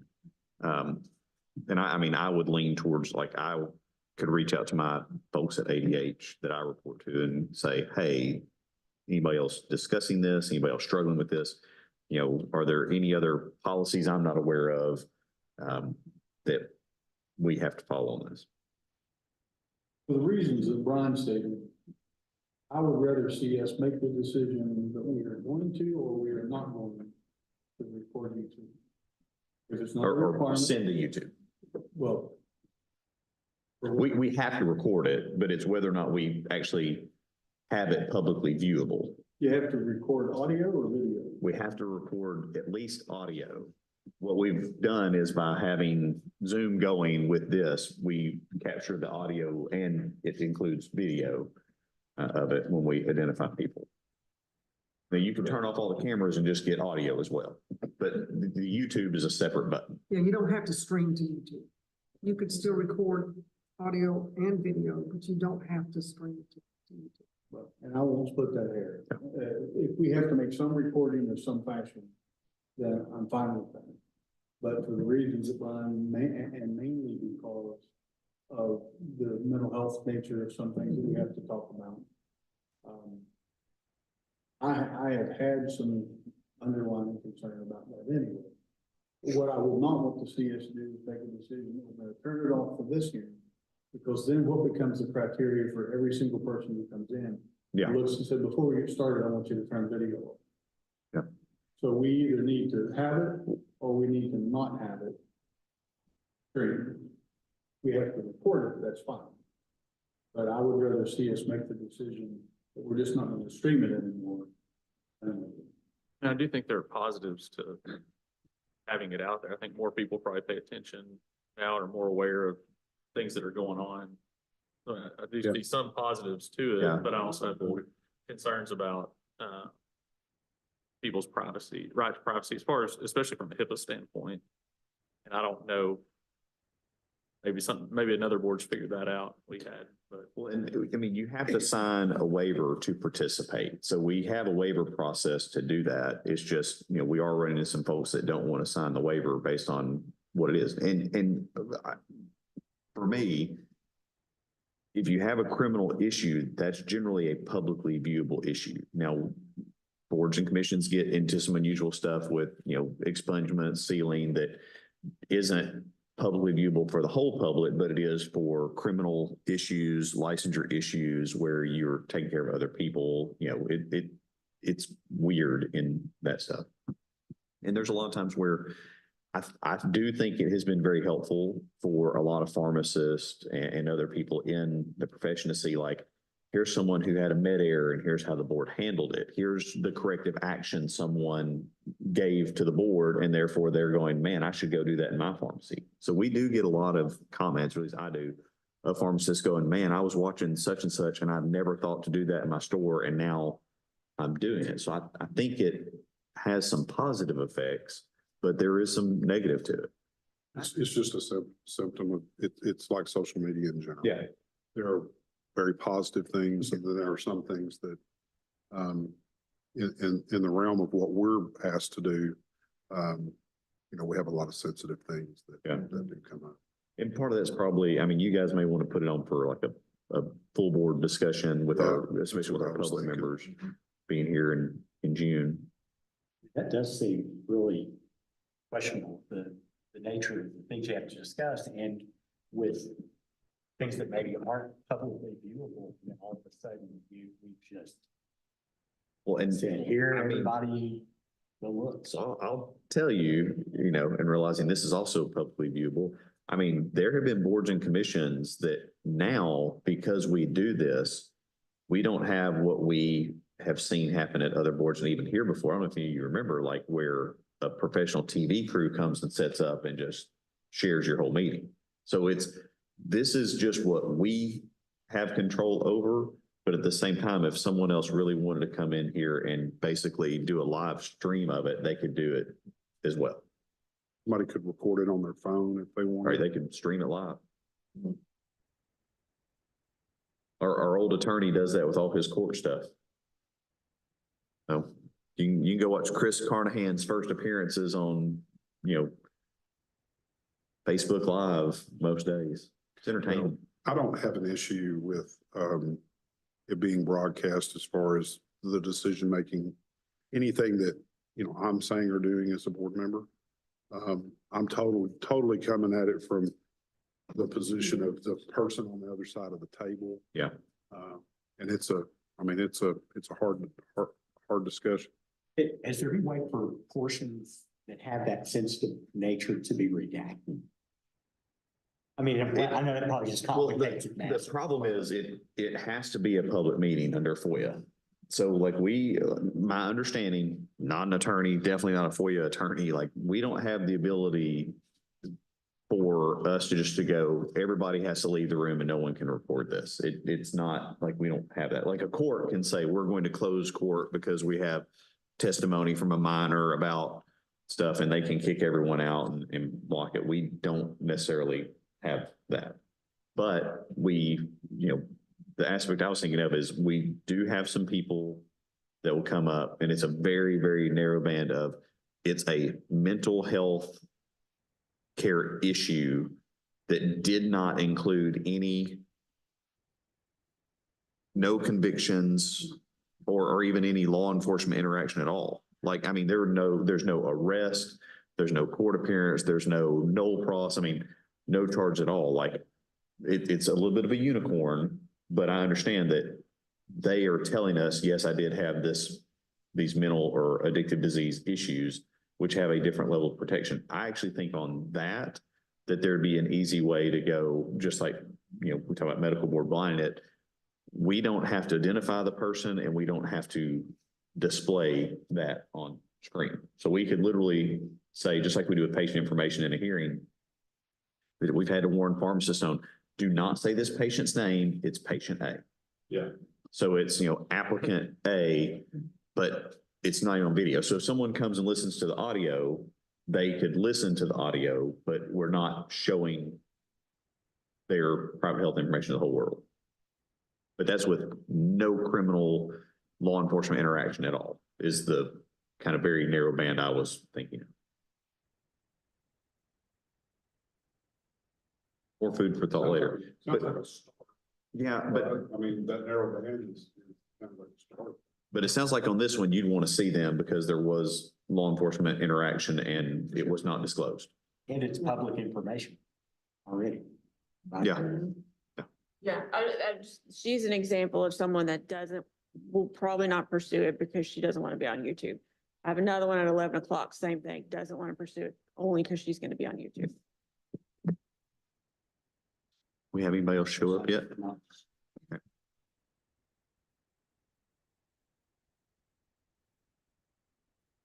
I mean, that goes into the nature of their own personal decision. Yeah. If you say no, okay, but that Yeah. means no to the application. And I mean, we've also had people on here though that have told other people's medical history, I know. that are totally They were like, not stop. involved. Yeah, and That's talk about a still going. child's or family members.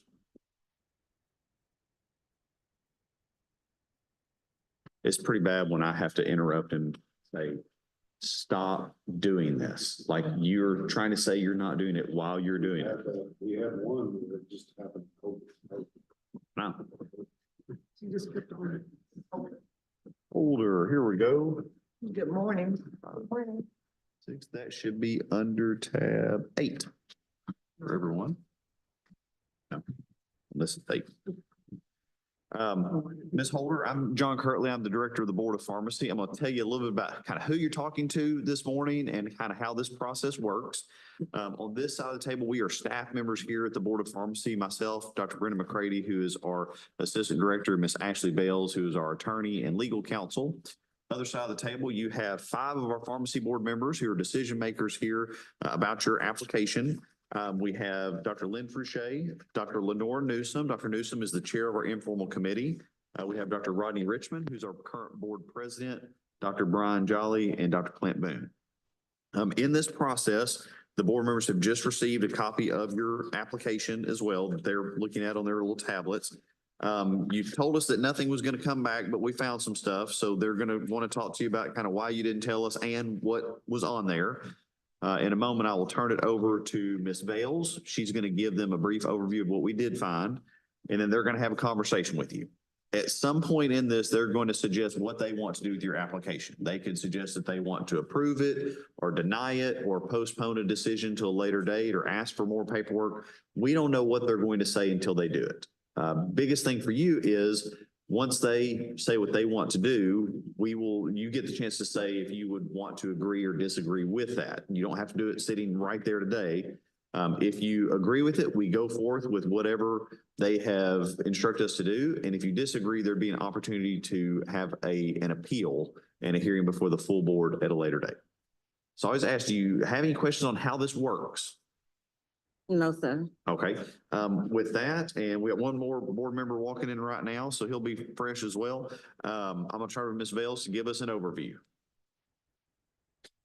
We asked Ms. Holder to come in for the board's consideration. On her application, she did not disclose any arrests, but we found some on her criminal background. She was arrested on October 21st, 2010 for theft of property, Class A misdemeanor from Walmart by Little Rock Police Department. She pled guilty or was found guilty and was fined $490. That case has been sealed. A probation revocation warrant was issued on March 11th, 2009, I believe for another case or that case. And the disposition of that was unknown, but that did come back on her background. On October 31st, 2012, she was charged with fraudulent use of a credit card, Class A misdemeanor. She pled guilty or was found guilty, was sentenced to $300 fine and court cost, 1 year suspended sentence, and paying restitution of $65.47. That case has been sealed. On June 7, 2017, she was arrested by Bryant Police Department for theft of property, Class A misdemeanor. That case was passed to be dismissed after 1 year after she met the condition that she paid $475 in fine and fees and didn't get any more trouble for a year. And that case was dismissed in December 12th of 2019. Then on May 4th, 2020, she was arrested for possession of controlled substance, Schedule 6. The background check shows an arrest and no disposition, and Ms. Holder did not submit any documents on that charge. And again, no arrests were disclosed. All right, how are you doing today?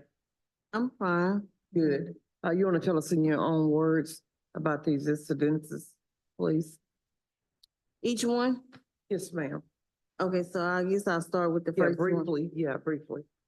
Okay, the first one, the 2010 incident, it was 3 of us.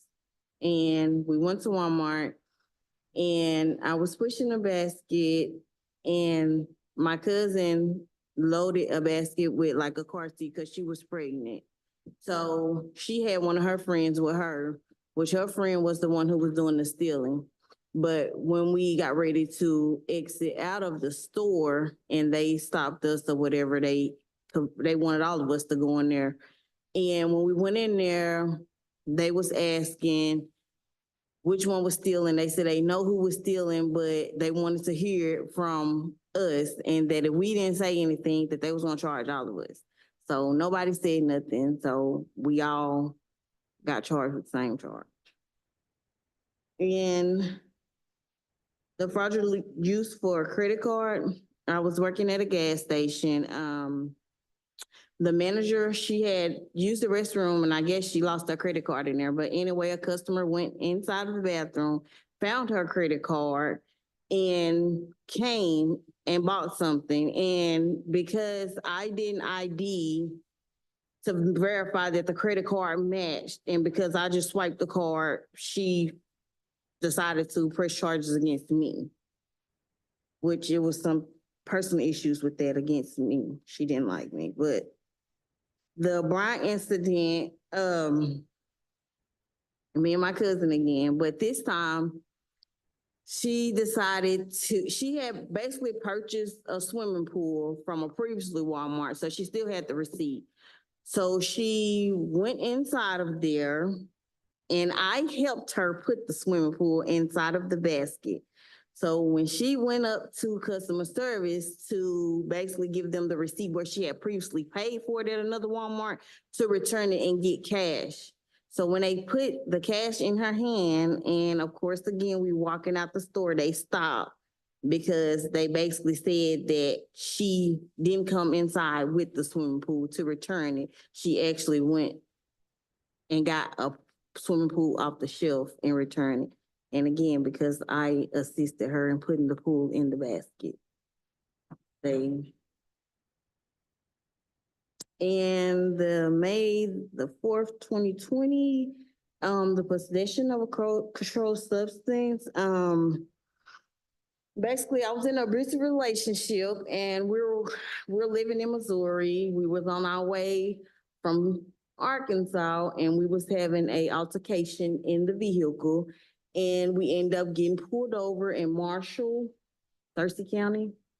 And he decided to tell them that it was my marijuana, which I don't smoke, never smoked. I told him they can drug test me, but because of the fact he stated it was mine and I stated it was his, so nobody would say like we didn't agree. So we both got arrested, but I went to court and because I was in an abusive relationship, I provided all the documentation that what took place and they dropped all charges against me and proceeded charges with him.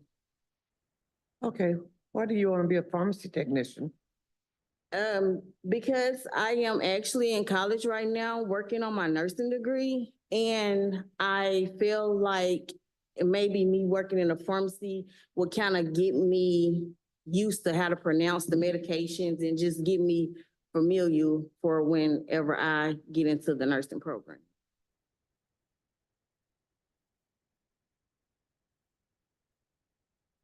Okay, how far along are you in that program? I graduate May the 17th, from Pulaski Tech. I completed all my prerequisites for the nursing program. So after graduation, I'll be able to apply for a nursing program.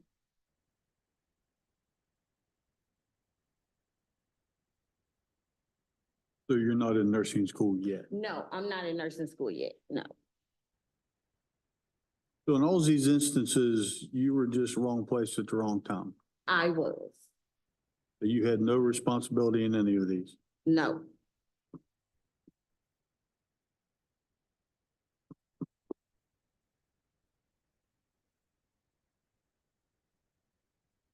Anyone else have any questions or thoughts?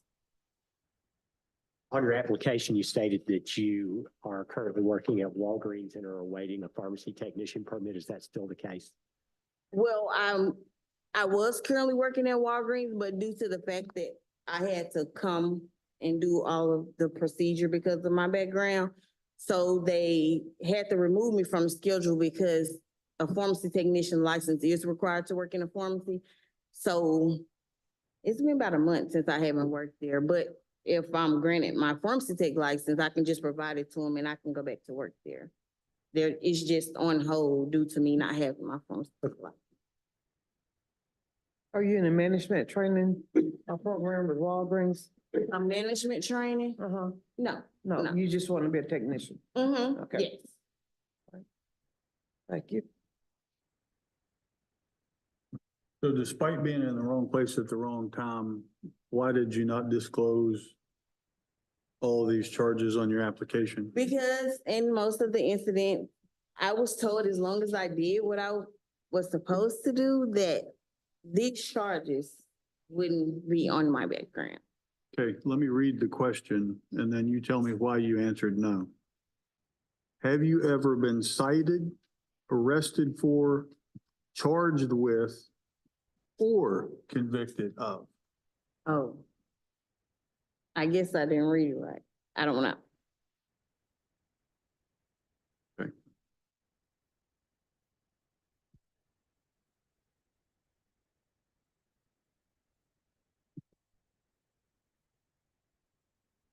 Any other comments?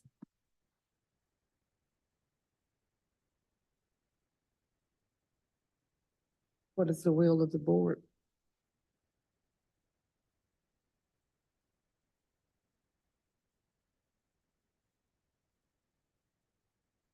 That's a lot of being at the wrong place at the wrong time. Yeah, somewhere in here, there becomes some responsibility.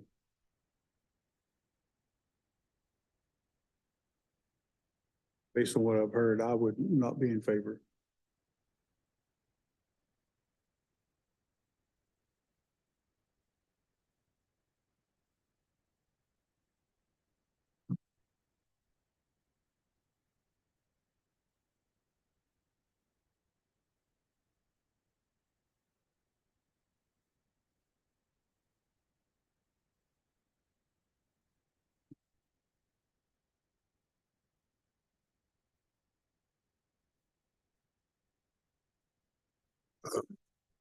I think with the number, I mean, I think it's great that you're in nursing school or you're about to start nursing school. I hope you complete that.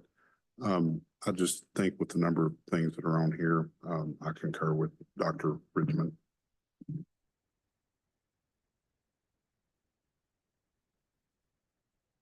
Okay, either one of y'all making that in the form of a motion?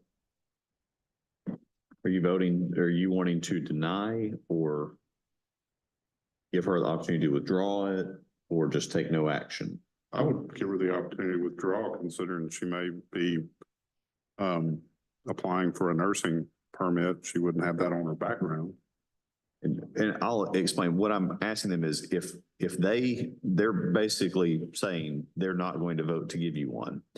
If you want to press them to vote, they would deny it. But if they deny it, that's seen as a negative action against you that could also affect you applying for a nursing license later. Whether they deny this or allow you to withdraw it or whatever happens, I would also say the nursing board is going to ask you very similar questions on an application. And if you give incorrect information on the background check, that in and of itself is reason to deny your application. So right now they're asking, would you like to withdraw your application or do you still want them to potentially vote on it? I can withdraw.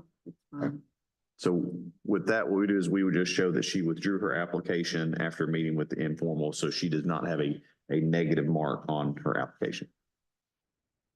All right, we'll note that in the file, Ms. Holder, and thank you for coming in. Thank you. Good luck. Good luck.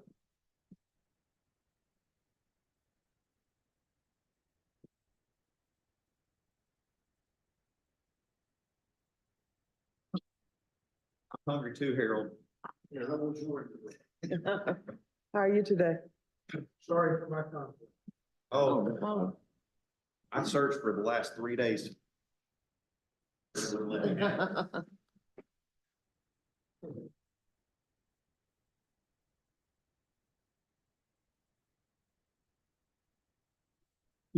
About that one? We good? Is that? One that was supposed to be here at 11 that was not.